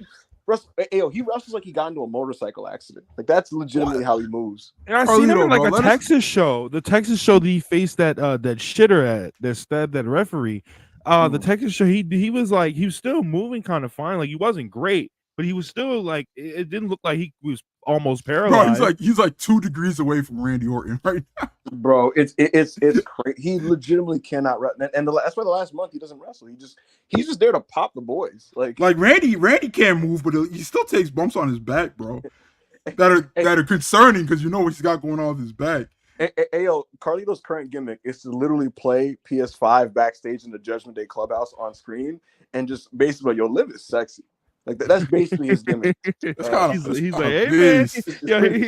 He looked at Dom. He was like, hey brother, you popped the bone ski? Yeah, literally. He's just like, that's pretty cool. So is he fully accepted as one of them? Him and JD, they were just fully accepted. He's an associate right now. I looked it up on the Wikipedia. Yo, it's funnier than that. He's not. But Priest stopped giving a shit. Like, because at first he's like, yo, you're just like, yo, I don't even care no more. Bro. Yeah, yo, literally, like, yo, they do these bits where, like, everyone's walking out and you just see, like, Carlito in there just, like still playing the game or whatever. And Priest is like, he's about to say something. He's like, man, fuck it, bro. I don't even. Carlito walks out with them. He does the Eric Young gimmick when their pyro goes off for the theme. He's like, there was one seg where, like, he just looks at Carlito and Carlito says something in Spanish and Priest just kind of like, he's just like, this motherfucker, bro. But fuck it, yo. Yeah, he's like, whatever, bro. Priest looking around, they're like, yo, why do y'all keep letting this nigga in our clubhouse? And it's just like, yo, Carlito bring the weed around, bro. Like, basically, bro. Like, bro, you think we're gonna tell him to go away? Bro, there's one where Priest is like, why is he around? And then Battle's like, y'all fuck with him? And they're like, yeah. All right, bro. Like, all right, whatever. Sami Zayn. Yo, it's funny that there's literally an ongoing bit now that it's just like, yo, you just gotta like, you just have to like be a groupie enough, a Judgment Day groupie enough, and they'll let you join gang. Like you could be gang, bro. Just stand around long enough. Bro, they were like, take care of Braun Strowman. He was like, all right, bet, and they just beat the shit out of him with chairs. That was actually funny. Priest was like, if you want to stay around here, you got to earn your keep and do something useful. Can you take care of Braun Strowman for me? And Carlito's like, I got you. And then Braun Strowman beat the fucking dog shit out of this nigga. And Priest just looks at him like, all right, bro, like whatever. Sami Zayn walks out for a promo. He's proudly touting his successful Money in the Bank title defense. He said that he's no longer an underdog and he deserved respect. And Braun Breaker comes out with a new theme song with lyrics. Fresh off his loss to Sami Zayn, he admits his defeat and that he would accept not receiving a rematch. And Sami Zayn, I saw that. I didn't know if like the new theme and shit. I was like, oh, he doesn't sound like an NPC anymore. Yeah, he has a new theme. The crowd, that was kind of crazy at Money in the Bank, bro. I was like, what is this? Yeah. Braun got rattled because they started doing the ole, ole, ole singing. Yeah, because I watched that segment and I told you, bro. I was like, yo, Braun's like stumbling over all his words right now. It's because like they start going ole, ole, ole, ole, and Braun's kind of just standing pissed me the fuck up. So he just like he keep repeating himself, bro. Like he repeating himself, but like changing like one or two words in the sentence. Here's the thing, Sammy. When it comes to the Intercontinental. And the thing is, Sammy, here it is. It's the thing. He looked like he almost was about to just be like, yo, can y'all shut the fuck up? Yo, and Sammy literally goes, you're going to say something, you're going to keep staring at me. And I was like, damn, bro. Like, I hate when wrestlers do that, but they hit him with that. A lot of WWE fans are now starting to call him Sammy Hogan, but the gist of this is Braun Baker's like, yo, bro, look. What demographic of WWE fans is this? Because there's a lot of subgroups in that fandom. So who would you say is doing this? Is this the 15-year-olds? Is this jaded 30-year-olds? Is this like Bloodline stance? Who's doing this? Bloodline adjacent stance, I think. But niggas that accept Cody, but they just like, hey, it's not 2022 WWE anymore. Exactly. And so the gist of this, Braun basically says, look, man, you're the only guy in that locker room to beat me. So props to you. I get it if you don't want to give me a rematch. He's basically starting to put over Sammy. It looks like he's about to honorably accept defeat. Turns around and just spears the dog shit out of him.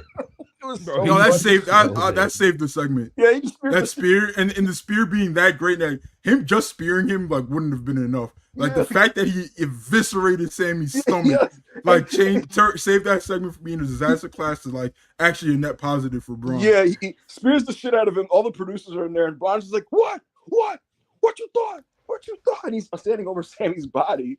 And then Braun is like walking away like he's good. Pierce is escorting him out. He literally points up at the crowd, and Pierce is like, "What?" And he immediately he goes, "What's that?" And turns on a dime, and he's blitzing around the ring like a fucking like running back. That shot is it's kind of beast when Ludwig does it, but when Braun does it's so fucking fire. And bro. He's just running, and he's just, and then boom, hits him with another spear, like a freaking fucking continent level spear. Just boom, spears the shit out of him, and Sammy's grabbing his ribs, and Braun's just like, ah! He's going Super Saiyan. He's ripping his shirt off. At that point, Ilya Dragunov's running down the ramp, and he's just like, "You bastard!" Ah! And he's trying to get at Braun, and Braun literally walks up to him, and he's like, "What?"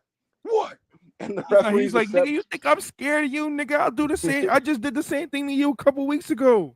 Right, and so they're separating everybody. It's a big thing. We go backstage. Dragunov is rushing to Sammy's aid at this point. They're backstage, and Ilya Dragunov's telling Pierce, he's like, I want Braun. He's like, you want Braun? He's like, yeah, you got him tonight. And Dragunov's like, yes, and he's pumping his fist. So Ilya Dragunov, Braun Breaker tonight. Following this segment, we got Judgment Day. This is Finn Balor, JD McDonough, and Carlito versus the Awesome Truth and Braun Strowman. This graphic looks absolutely stinky on paper. I did not want to watch this. Unfortunately, when the match started, it was extremely heated. This is one of the most heated things on the show. These fans love Miz, they love R-Truth, and they love Braun Strowman. And because of that, this was actually like fine. Braun Strowman has no knee cartilage anymore, but he can still do some choke slams. He can still do the lariats and all that stuff. Basically, he just kind of throws them around here. Ultimately, Strowman gets like thrown off or some shit, and R-Truth gets isolated, and Finn Balor basically just kicks his ass and wins. And so Judgment Day get the win here. Not much to say there. After this, we had Adam Pearce and CM Punk backstage. This was interesting, Rob. Basically, he's just telling him, like, look, I know you. I'm going to get Drew back next week. No, because Punk was telling him, can you please lift Drew's suspension? I want to fight him. And Pearce is like, I'm going to talk to him next week. I'll talk to him next week. You can't be here. And Punk was like, I've sat home way too long. And Pearce is like, I know you. I've known you for so long. I know how you are. You cannot be in the building. Don't be in the building next week. So it's established. Next week, Pearce is going to talk to Drew McIntyre. CM Punk is not allowed to be there, and they're going to try to negotiate and set this thing up because Pearce basically said, if you show up, Drew versus Punk is off. We're not going to do the match. So is this actually like, is this that thing where Punk's like, oh, we'll post a big pay-per-view again. Punk's going to be in on that Monday show after a big pay, and then he's gone. Is it that, or is it just or is it setting up a Drew segment where surprise Punk attacks from the rafters or whatever. Punk could be Stone Cold here, just bust through and be the badass, or he could fucking just be like, I'm preserving my quarter hours. It could be one of the other. How many weeks is it till SummerSlam? Like 4, I think. I was talking to my brother. He was like, Punk's just going to sit out and they'll do the big face-to-face the next week, which they could do. I think what they should do is Drew signs an official contract or something to make the match like official, whatever the fuck, right? Basically, have it in writing so you can't, break it. Then Punk comes out and he just beats the shit out of him. Something like that. And then you do a big pull apart. That I would do something like that. Bro, 4 weeks till SummerSlam. Mm-hmm. It's the second biggest show of the year, right after WrestleMania. I'm telling Punk, bro, like, yo, this quarter hour protection shit is over. Like, you're on treating this program like it's the biggest thing in WWE. Because bro, you know how long Drew and Punk have been going after it now? They're finally having the match. You have to this has to be the build going into obviously you got Cody's the biggest star in the company and stuff. So he's gonna be doing his thing on SmackDown, especially since it involves the bloodline. So that's gonna be treated as huge. But controlling what you can control on Monday Night Raw, that creative team needs to be booking that thing like it's the biggest thing on the planet, the most important fight in the world. Absolutely. To me, that shit was lame, bro. To me, especially since you spent all that time on this and you burnt the Money in the Bank on it. Bro. Punk got to show up and stay around. Yeah, they can't do that quarter hour shit and then he shows up in 2 weeks from now. I'm saying you're full time right now, bro. Like you're back now. You're back. So that's the thing with that. Backstage, this was pretty funny. Liv Morgan's telling Dom, yo, let me give you some tips. You give me some tips. Let's prepare for our match because they have a mixed tag tonight against Rey Mysterio and Zelina Vega. And Dom was just like, I don't even want to tag with you. I don't even want to tag with you. And she's like, come on, you're just tense. You're just tense. Just relax. Just calm down. Dominic is like, where is this going? And she pushes him into the couch. And she's let me just stretch you out. It's a stretch. And she picks up his leg and she's all up on him. And Dom is like, oh, this actually kind of feels good. And she's like, I know, I do this. I do it all before all my matches. And so she's kind of stretching his leg back. And Dominic is moaning. It looks like he's being pegged. It looks like that's what I didn't see this, and I didn't even watch the clip online, but I saw a million pictures of Liv stretching Dom out. And I was like, yo, what y'all got going on, bro? Hey, yo, the visual's meant to look like she's pegging him, right? And the wild part of the joke is Dom is like, no, he's like, actually, this feels good. I like this. And he's like, oh, this is great. And she's like, I know, right? And he's like, yeah, man, wow. And so he's doing that. And then Priest, and you just see Priest in the distance, like, yo, what this nigga got going on? And then and then Balor and JD's head pop out. And they're like, what? Yo, they pop. Yo, it was hilarious. Their heads just pop out like cartoon characters, bro. It was funny as Carlito shit. Pops up, and then Priest goes, web by. And he's like, I don't even want to know what was going on. And Dom was like, no. He's Carlito's about to go, that's cool. No. So listen. And then Dom is like, you don't understand. This is a tough time for me. It's just, my dad and this and you guys are just making it hard for me. And Carlito's like, he was like, by the looks of it, like that's hard or something. Like he points at his big. He's like, it seems like you got hard or whatever. And then Dom was just like, man, I'm out of here. And he runs out like all. And if you go back to the segment, he runs out that like nigga was in the Judgment Day clubhouse all bricked out, bro. And here's the thing, when he runs away, he runs like a dude who's trying to hide a boner. Like he does that kind of weird walk. All right, bro. and Priest just kind of has the face like, I don't even know what's going on anymore. I don't care. And Balor asked him, like, you said that there was a surprise and you got a phone call. Do you want to tell us what's going on there? And Priest is like, actually, I don't. We'll find out tonight. And they were kind of like, okay.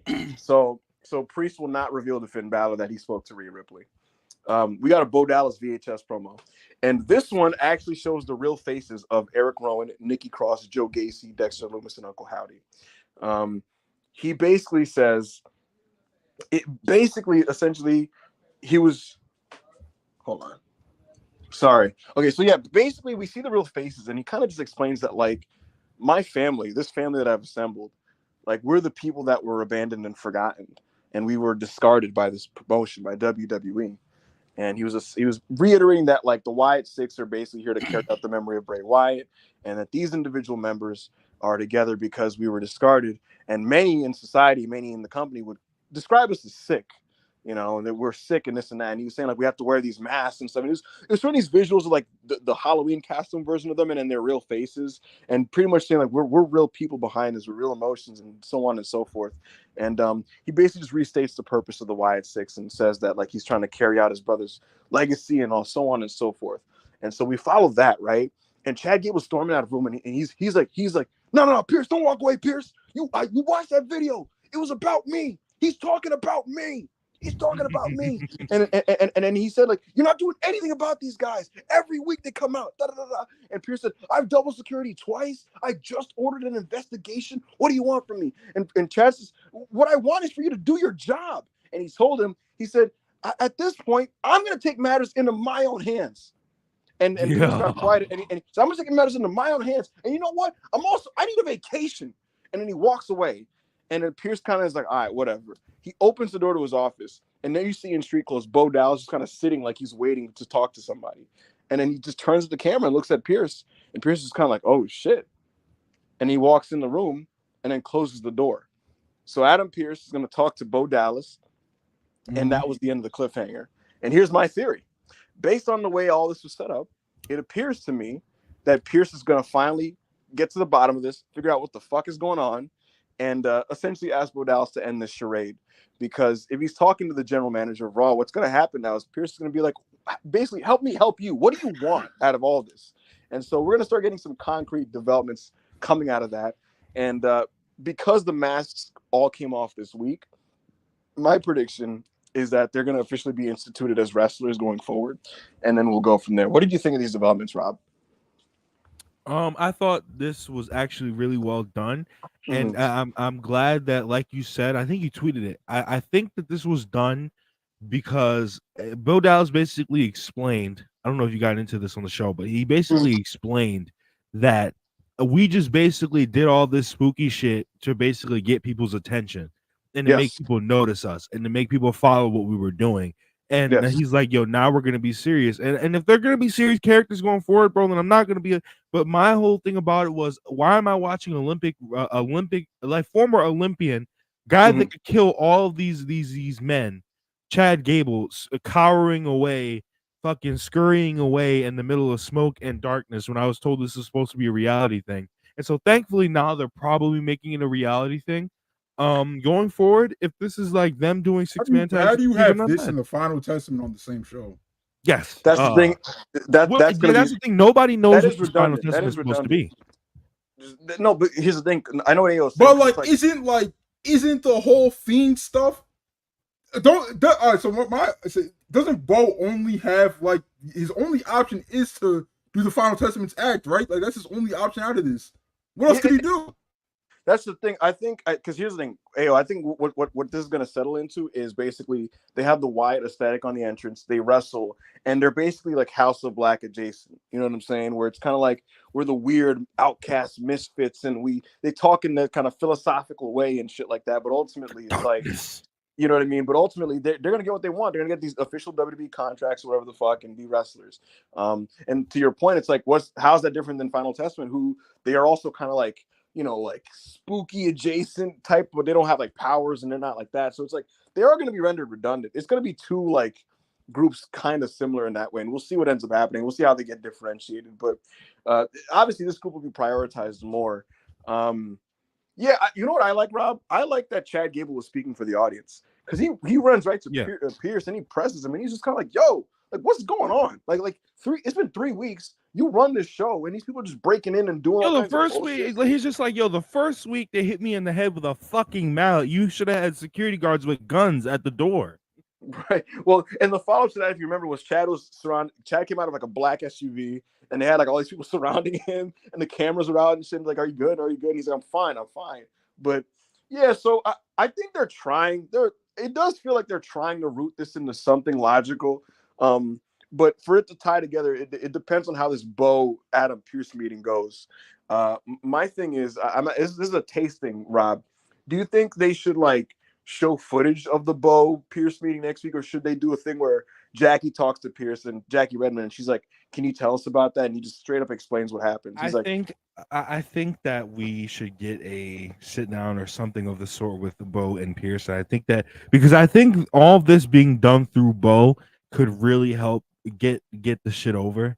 Because if we just keep hearing through Pierce what they're talking about, then why are you telling Pierce to talk for you? And especially if you're supposed to be these outcasts that were basically thrown aside, why do I have to keep hearing from everybody else what you have to say? You know what? I don't remember how good Bo Dallas was as a wrestler. I don't remember.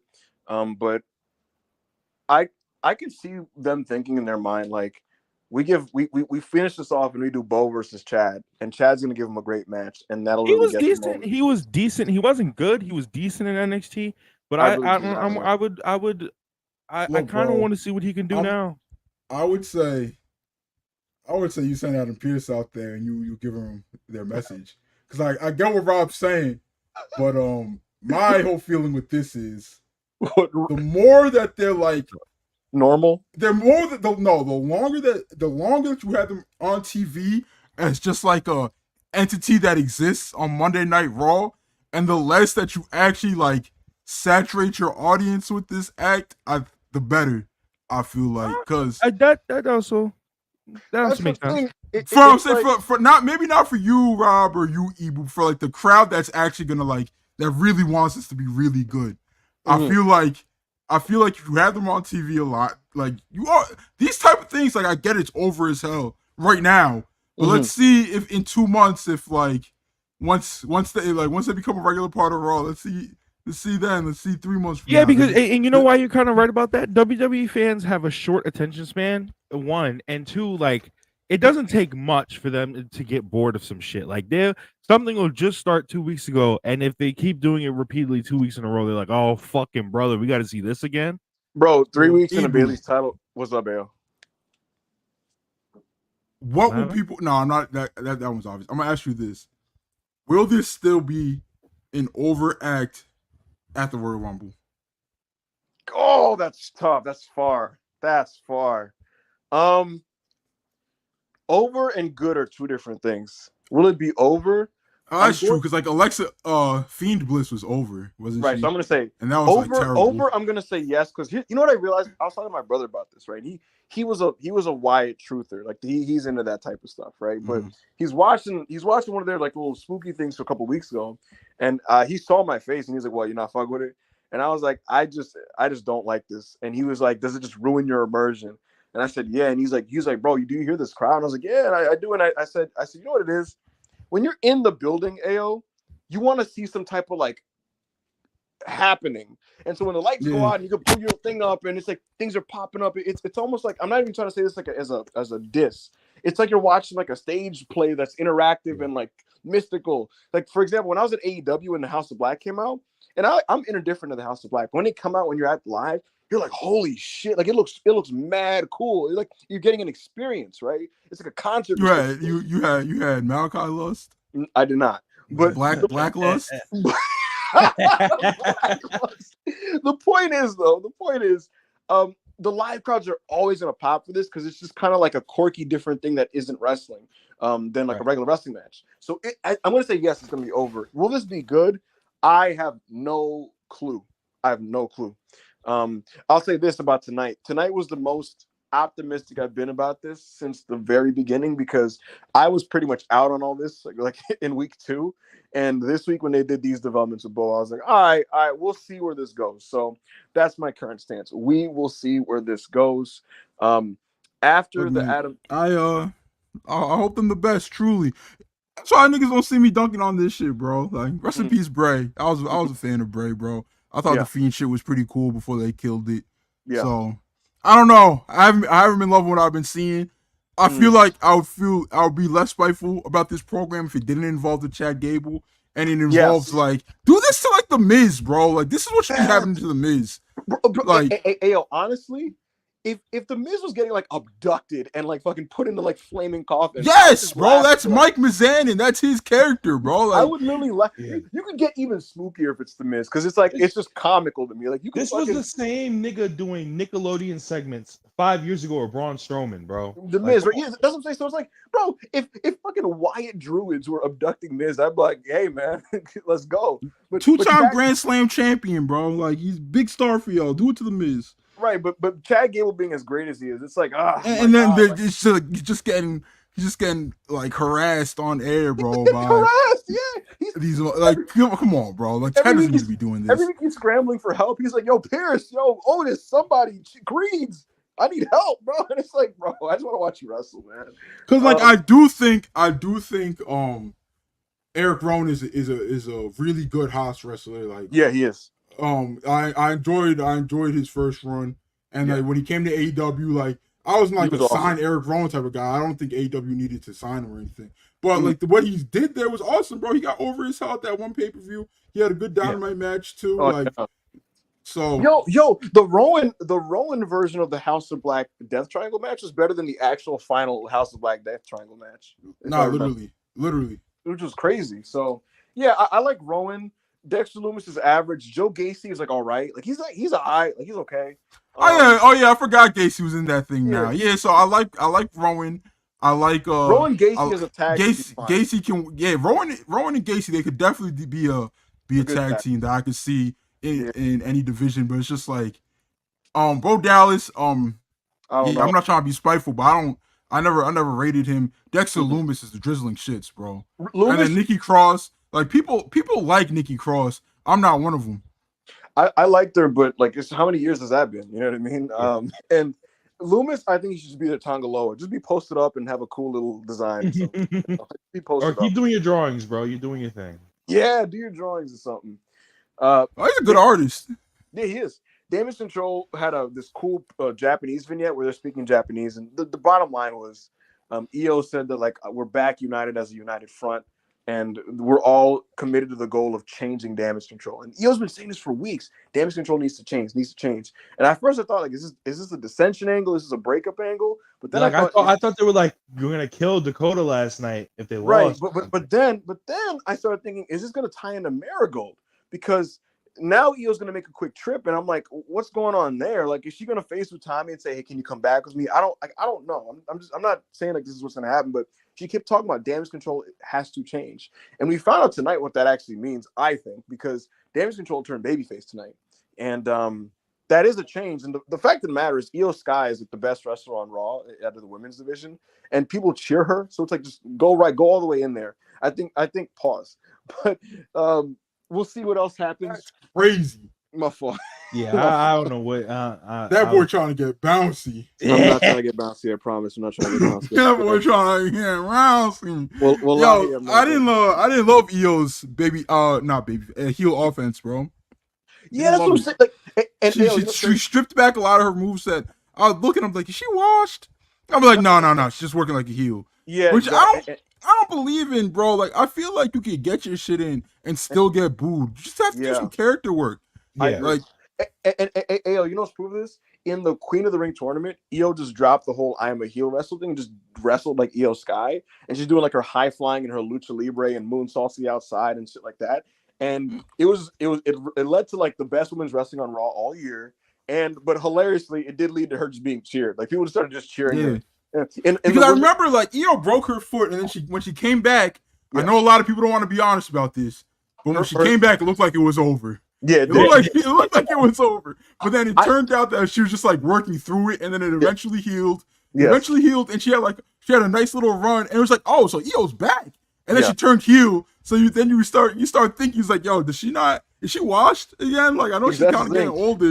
Does she not get her shit in anymore? Some wrestlers are way better babyface and heel, and others vice versa. And with Io, like, she's a solid women's wrestler as a heel, but it's like you really want to see her do her thing, and it's like, you know what I mean. You just want to see her do her thing. Kenny Omega, I think, is an example of a guy who's a great heel and face worker somehow. I agree.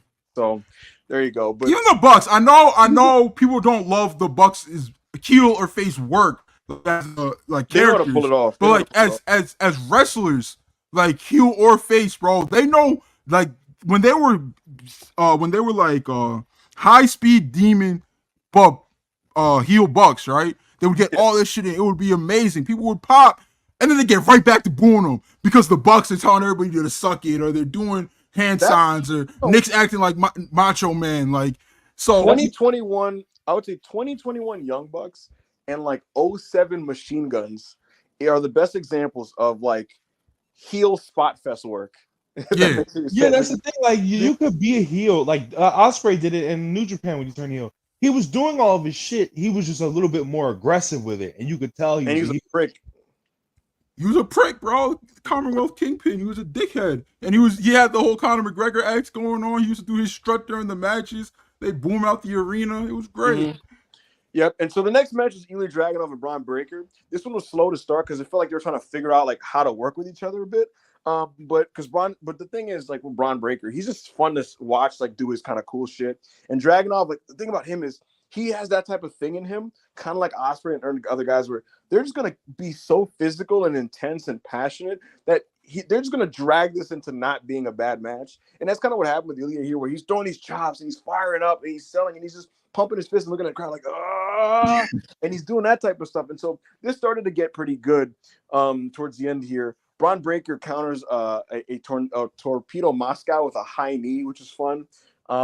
Towards the end there, Dragunov goes for a coast to coast. Braun moves out the way. Braun clotheslines into the outside, and he goes for a spear, that runaround spear. Dragunov like moves out the way, and they're still fighting on the outside. Ultimately, Braun just gets mad and just throws a chair at him. And the creative decision to do this was, we want to protect Ilya and keep him in the mix here. Sami Zayn runs out and then fights Braun. And it was very similar to me to like a recent Daniel Garcia MJF Ospreay angle, in that like the core conflict is with the two main guys, but the young guy behind is like also involved kind of like on the like tertiary level. So my thing on this was like the DQ was kind of lame. Like I'm glad that in their mind they don't want to beat Ilya, but just the way it kind of came together in the match is like, it was like you couldn't have thought of something better. But that was kind of my stance. What did you think of like this whole development, Rob? I actually really enjoyed this match, bro. I was watching it, and it was just like, it was crazy, bro. At one point, Ilya just stands up, says "fuck it," and does a Kobashi Kesagiri spinning fucking chop to Braun's neck. Oh, I love that move. Crazy. I love that. And then Braun staggered a little bit, backed up, and then all of a sudden you just saw fucking Braun hit a long jump and just do a high knee from the other side of the fucking ring. I love that, like, ever since NXT, when those two get in the ring, they just like, they have a mutual, it's like with those mutual agreements where they're just like, yo, we're gonna beat the fuck out of each other for 10 minutes. And I really enjoyed it. The DQ, even though it was kind of anticlimactic, I didn't really hate the DQ. I was just like, oh, this is fine. But I like that they still tied Ilya Dragunov into it at the end. And I don't think this turns into a triple threat. I think this turns into Braun. I would like Braun, actually. I know they're probably not going to do this, but I would like Braun to just tap into that dominance and really just go all out against Sami and Brock Cena him at SummerSlam. So I was going to say, it's going in one or two directions. Either they do Braun Ilya again, winner gets Sami at SummerSlam, or they book something in a way to justify a three-way. I think if Braun does get Sami, there's going to be a stipulation this time to make it like all big and dramatic. I'm fine with either or, to be honest. Like, I'm fine with a singles match that's with a gimmick, and I'm fine with Ilya getting on the card as well. So that's kind of the thing there. Following this Braun Breaker match with Sami Zayn, we got a Damian Priest vignette. This is pretty cool. Priest was confident and he celebrated his successes, and he challenged Gunther to show up and take advantage of his King of the Ring win opportunity for the World Heavyweight Championship. He's basically just kind of talking his shit here, being laid back, being cool, and he was very much touting his title run. And the real point of this was to really hammer home that I am not a transitional champion. This reign has been legitimate, and I've beaten a lot of top guys. And it showed him beating Seth, and it beat Drew McIntyre, and I beat Jey Uso, and I've really risen to the top. I won Money in the Bank last year, beat Bad Bunny, all that type of stuff. So it was just kind of putting him over as a main event wrestler. We followed this with the Final Testament backstage. This was kind of weird because we find out that Kofi Kingston is in kayfabe injured, and that Xavier Woods is by himself. And Cross was just saying that like veterans that are leeches on this industry and on this business, and basically he said the New Day are leeching off like the wrestling business, and he said the time is running out for those two guys, and he also said time was running out for John Cena. So enjoy that one, C Nation. Yo. We're not doing that. We're not doing that. I don't know why Cross said his name, but we're not doing that. Damage Control versus Lyra, Kaden, and Katana. I'm really trying to see Final Testament versus Karrion Kross. Yeah, me too, AO. Me too. I'm trying to get that feud. Let's get that going into the Rumble. No, and then going into Mania. Who we having him work going into Mania? Ibu, you gonna throw Cena? I'm thinking Bronson Reed, bro. Yeah, that would go crazy. Yo, he's got to bring the thick boy tights out. Bro, I gotta thick boy tights out. I gotta be right back. Cena getting with the attitude adjustment. Oh my god, that'd be fire. Damage Control. Whoa. What's up? I didn't mean to cut you off here. What's up? But you know who would be the perfect person to retire John Cena? Cena's last ever match? Who would that be, AO? The man who retired my Olympic hero, your Olympic hero, Kurt Angle, the man who retired him, Baron Corbin. Baron fucking Corbin. Let's book Cena's last match ever. Yo, guys, I appreciate you guys for tuning into the Raw review. No, nigga, don't run, nigga. Don't run from it. Damage Control versus Lyra, Kaden, and Katana. This got a lot of time. It felt like it was going like 16 minutes or some shit. I'll say this about the match. It got pretty good. The crowd was terrible for it. They didn't really know who to cheer because Damage Control were heels, and people don't really care about Kaden and Katana, even though they do some cool moves and stuff. But yeah, back and forth action. Ultimately, the Damage Control team won the match here. They're back on the winning track. They got the win, and EO won with the big moonsault. And right as it happens, they get ambushed, and you're like, what the hell is going on? And it's Shayna Baszler, Zoe Stark, Sonya Deville. They have formed a group. They have beaten up on the Damage Control team. The crowd is booing, and it ends with Sonya Deville doing this like elevated DDT. It's kind of like the one Edge does, or like Bobby Roode does, and they call it the Deville's Advocate. And they're grabbing up on the other Damage Control members' faces and like shoving them, and all that stuff. And so we have a new heel stable here in the Raw Women's Division. It looks like in doing so, effectively, this turns Damage Control babyface, which is what needed to happen because Io Sky needs to be a babyface. So that's interesting. It looks like they're going to be fighting in this situation here. And coming out of it, there was an interview with those three women, and they basically said, like, we've been hungry, we've been waiting, it's time for an opportunity, blah, blah, blah. And they said that they're targeting the women's tag titles, they're targeting the top of the division, all that stuff. And they took Sonya Deville's offer because Sonya Deville's been basically trying to courting their services for weeks. Isla Dawn and Alba Fire emerged because they're like, yo, we're the champions, like anytime, any place. So I'd like to think those two won at Clash of the Castle for the moment, but they're not the long-term option here. I think Zoe and Shayna are going to win these tag titles from them, and then they're going to feud with Damage Control. What do you think of these developments, Rob? I actually really agree with these three being a stable. Because I saw a crazy name for them on the timeline last night. I don't remember who tweeted, but it was I don't know who tweeted it out, yo. Yeah, I don't know. I'm not going to say what it was, but it was a crazy name. Why do you think this is the correct link up, Rob? Is there something that you think is similar with all these people? Is that something? No. I just these three ladies were like floating around, really not doing anything. I didn't really see Sonya Deville doing anything else, which she came back because I wasn't thinking about Sonya Deville. They should just, for the name, they just call them Absolution. I mean, or something similar to that. They don't need to come up with Deville's Advocate or something like that. They don't need to come up with anything too convoluted. I figured out what's similar between all three of them. Yo, what's up, they bro? They all have one thing that's very like linked together, bro. I figured it out. What's up? What would that so be? Sonya Deville, Zoe Stark, and what's the last one's name? Shayna Baszler.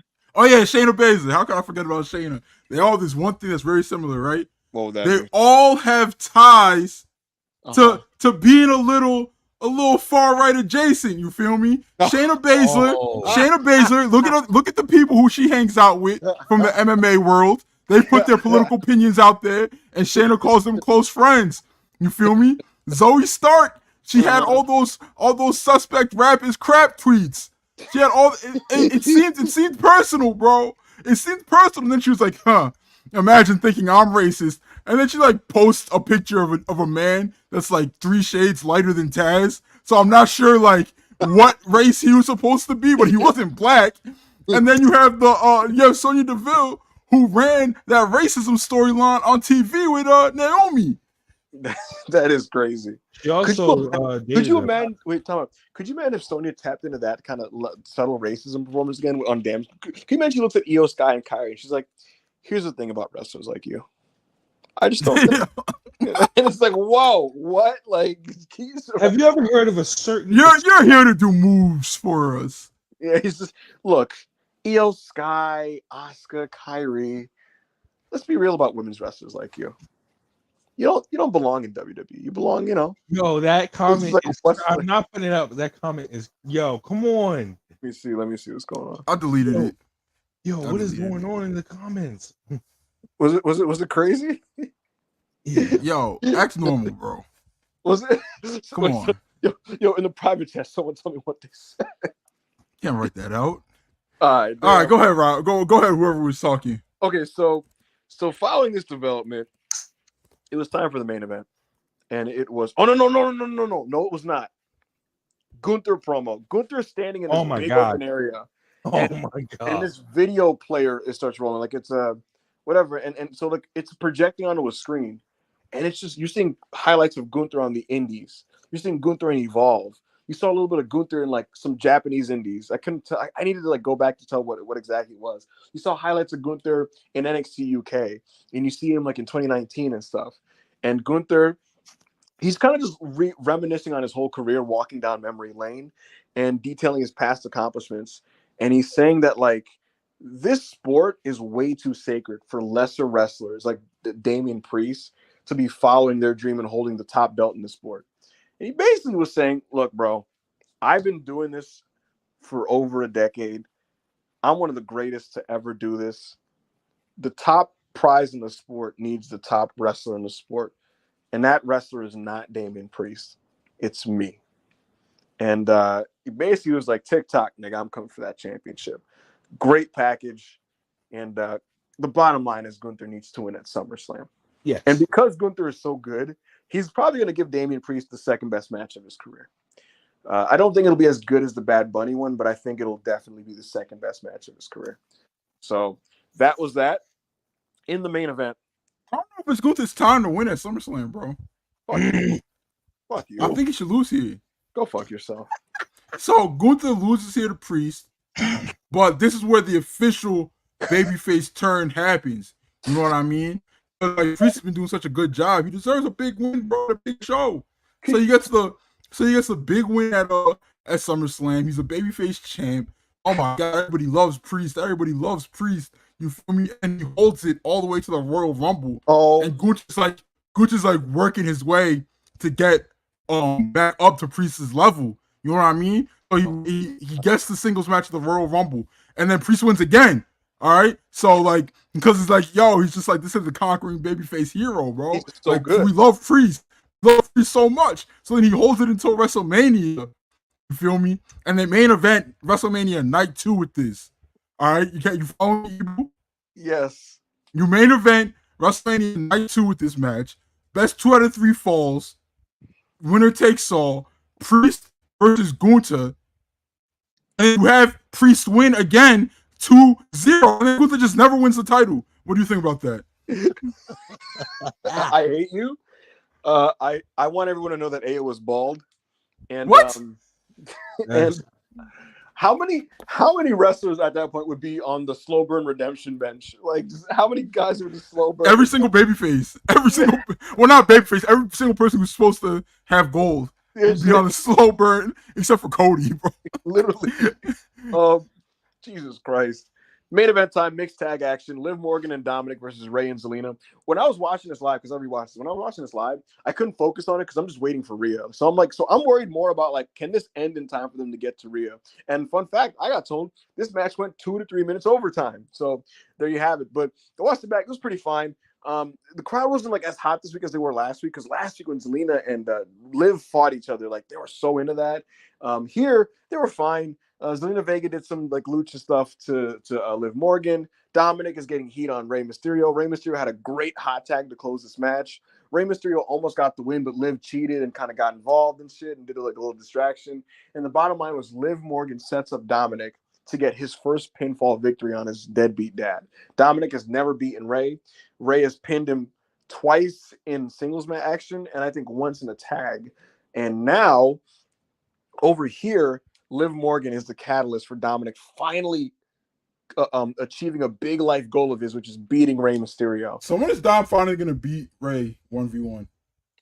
I don't know, but I'll tell you this. Because the thing is, Dom had really been saying for weeks, like, I just want to beat Rey. I want to beat Rey. And he's been avoiding Liv. But Liv is the story. Liv is like, I'm what you need to get to where you need to be. Like, I'm going to make you better.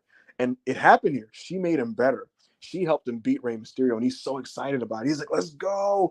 And then he kind of hugs her, and he's like, nah, chill. But then she jumps on top of him, and then Dominic basically just throws her to the floor, and he's about to kiss her, right? He's like, man, fuck it, bring it on, right? And so he's about to kiss her, and right when she does, this is my brutality. We Yeah. Rhea Ripley standing there, and you're like, oh shit. And Dom is like, oh fuck, and Liv is like, oh fuck, and Liv immediately just dips out of there. She runs. She ran. Yo, by the time Rhea was to the ring, she was already out of the door. She hits the dips. She's out of there. She fucking runs away, and Dominic is staying in the ring, and he's just kind of like nervous. And then Rhea gets in the ring. She's looking at Dom face to face. Dom is kind of like, Rhea, and he like is about to hug her, and Rhea pushes away like, get away from me. And then that's when Raw gets cut off. But we saw some additional footage, and she walks away from Dom, and she gets out the ring, and she's storming out. Dom is following her, and he's just basically like, yo, you don't understand. Like, look, let me explain. Like, let me explain. Yo, not let me explain. It wasn't even me. Like, it's not like that. It's not like that. And she walks away, and the crowd is chanting, "You fucked up." On social media, Dominic posted a video of Bill Clinton when he was proclaiming that he did not have sex with his intern Monica Lewinsky, and said, my fellow Americans, I did not sleep with that young intern. He posted that. So yeah. Dominic is maintaining his innocence. Dominic, you should have consulted me during this whole ordeal. I would have helped you profusely. You should have. Anyway, look, here's the thing, Dom. You were doing a really good job of maintaining ambiguity publicly until this last week. You broke. You should not have done that. You are supposed to plead the fifth. You were supposed to deny, and you were supposed to be ambiguous in public, but you could not do that. So you're in big trouble. Rhea Ripley's back. Dominic clearly has not been in contact with her, and we will find out where this goes from here. What did you think of this ending, Rob? I enjoyed this ending. I've pretty much been enjoying it. I didn't enjoy it at first because, you know, the reason I think I really didn't enjoy it at first, I think it was just because you could tell Becky was like kind of on her way out. Not saying she's going anywhere, but she was kind of like on her way out, going to take her vacation. So she wasn't. Oh, the Liv Becky stuff was garbage. Yeah, so like you could tell she wasn't trying. So that part of it was garbage. But ever since she's like went away and like they've been just slowly doing the progression with Dom, I think this stuff has gotten better. And ultimately, wait, so would they have done any of this if Becky was still around? No, bro, no. And AO, the biggest, most mind-blowing thing is going back to like April, and you asked me about all this. I'm like, well, Becky Lynch is a bigger star than Liv. She's way better than Liv, and I'd rather you stick to that. And in a weird turn of events, Liv Morgan has turned into undeniably just a star of some kind on this show. And she's been able to work, like she's like an average wrestler. Like Liv Morgan is an average wrestler, right? But my actual issue with Liv Morgan was not be good at something. And like in April, she was an average wrestler, a bad promo, and a bad character, right? And now she is an average wrestler, a fine promo, and a very interesting character that's driving a lot of storylines on the show. And so that's enough to make her now a star in this situation. And it's segued to Rhea Ripley's return. And we find ourselves in a situation where this is hotter than Becky Rhea was, which is insane. And a Liv Morgan Rhea Ripley match for SummerSlam actually is going to be super duper heated. And if they want, I don't know if they're going to do it. If they want, they could call back to Eddie Guerrero and Rey and make this custody for Dominic. We'll see with that. But yeah, Liv Morgan Liv should win here. You said who? I think Liv should win here. Nah. You're so mad. But you like? I feel there's enough. I feel there's enough story here that we can take this thing to Mania. That's your new thing. That's your new thing. Let's take this to Mania. Yo, could you imagine AO being a guest in a WWE creative meeting for a day, and he's telling Hunter, he's like, "Yo, Hunter, this is awesome. We should take this to Mania." And he's just like, "I'm sabotaging the shit out of WWE. Yeah.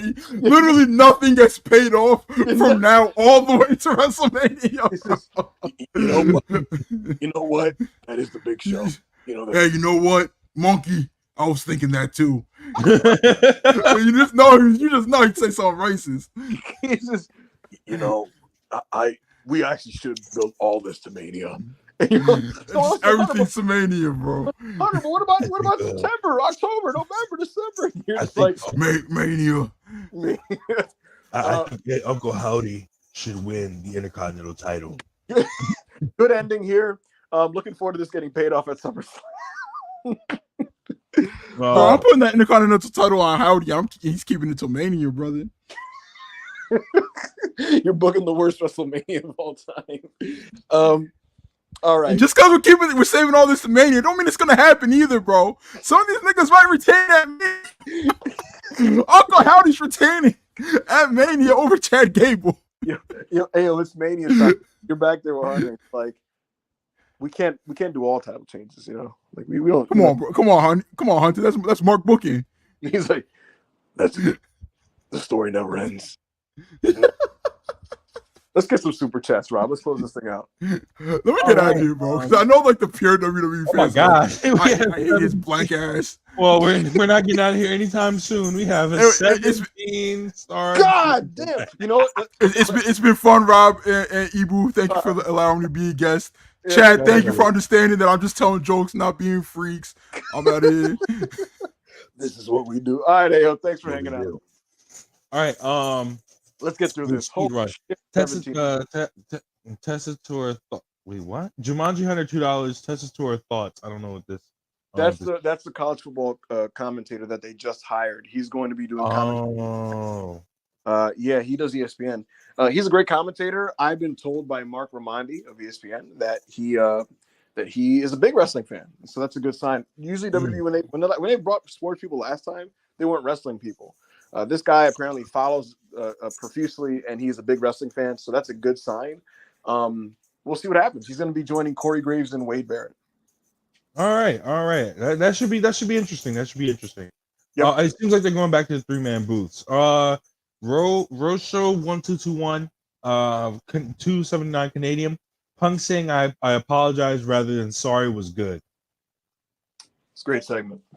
Definitely. Chi-Town Spurs $5. Didn't Damien rescind the stipulation for Seth later in the show, rendering this all moot? It was a great promo too. Yeah. He did. Like, Seth is mad because his opportunity is ruined. But it's like, shouldn't you be less mad at? I mean, I guess just the principle of Punk being selfish. He's still pissed at him, but I get what he's saying, and it's like you're mad at a guy about an outcome that you no longer have to deal with. So,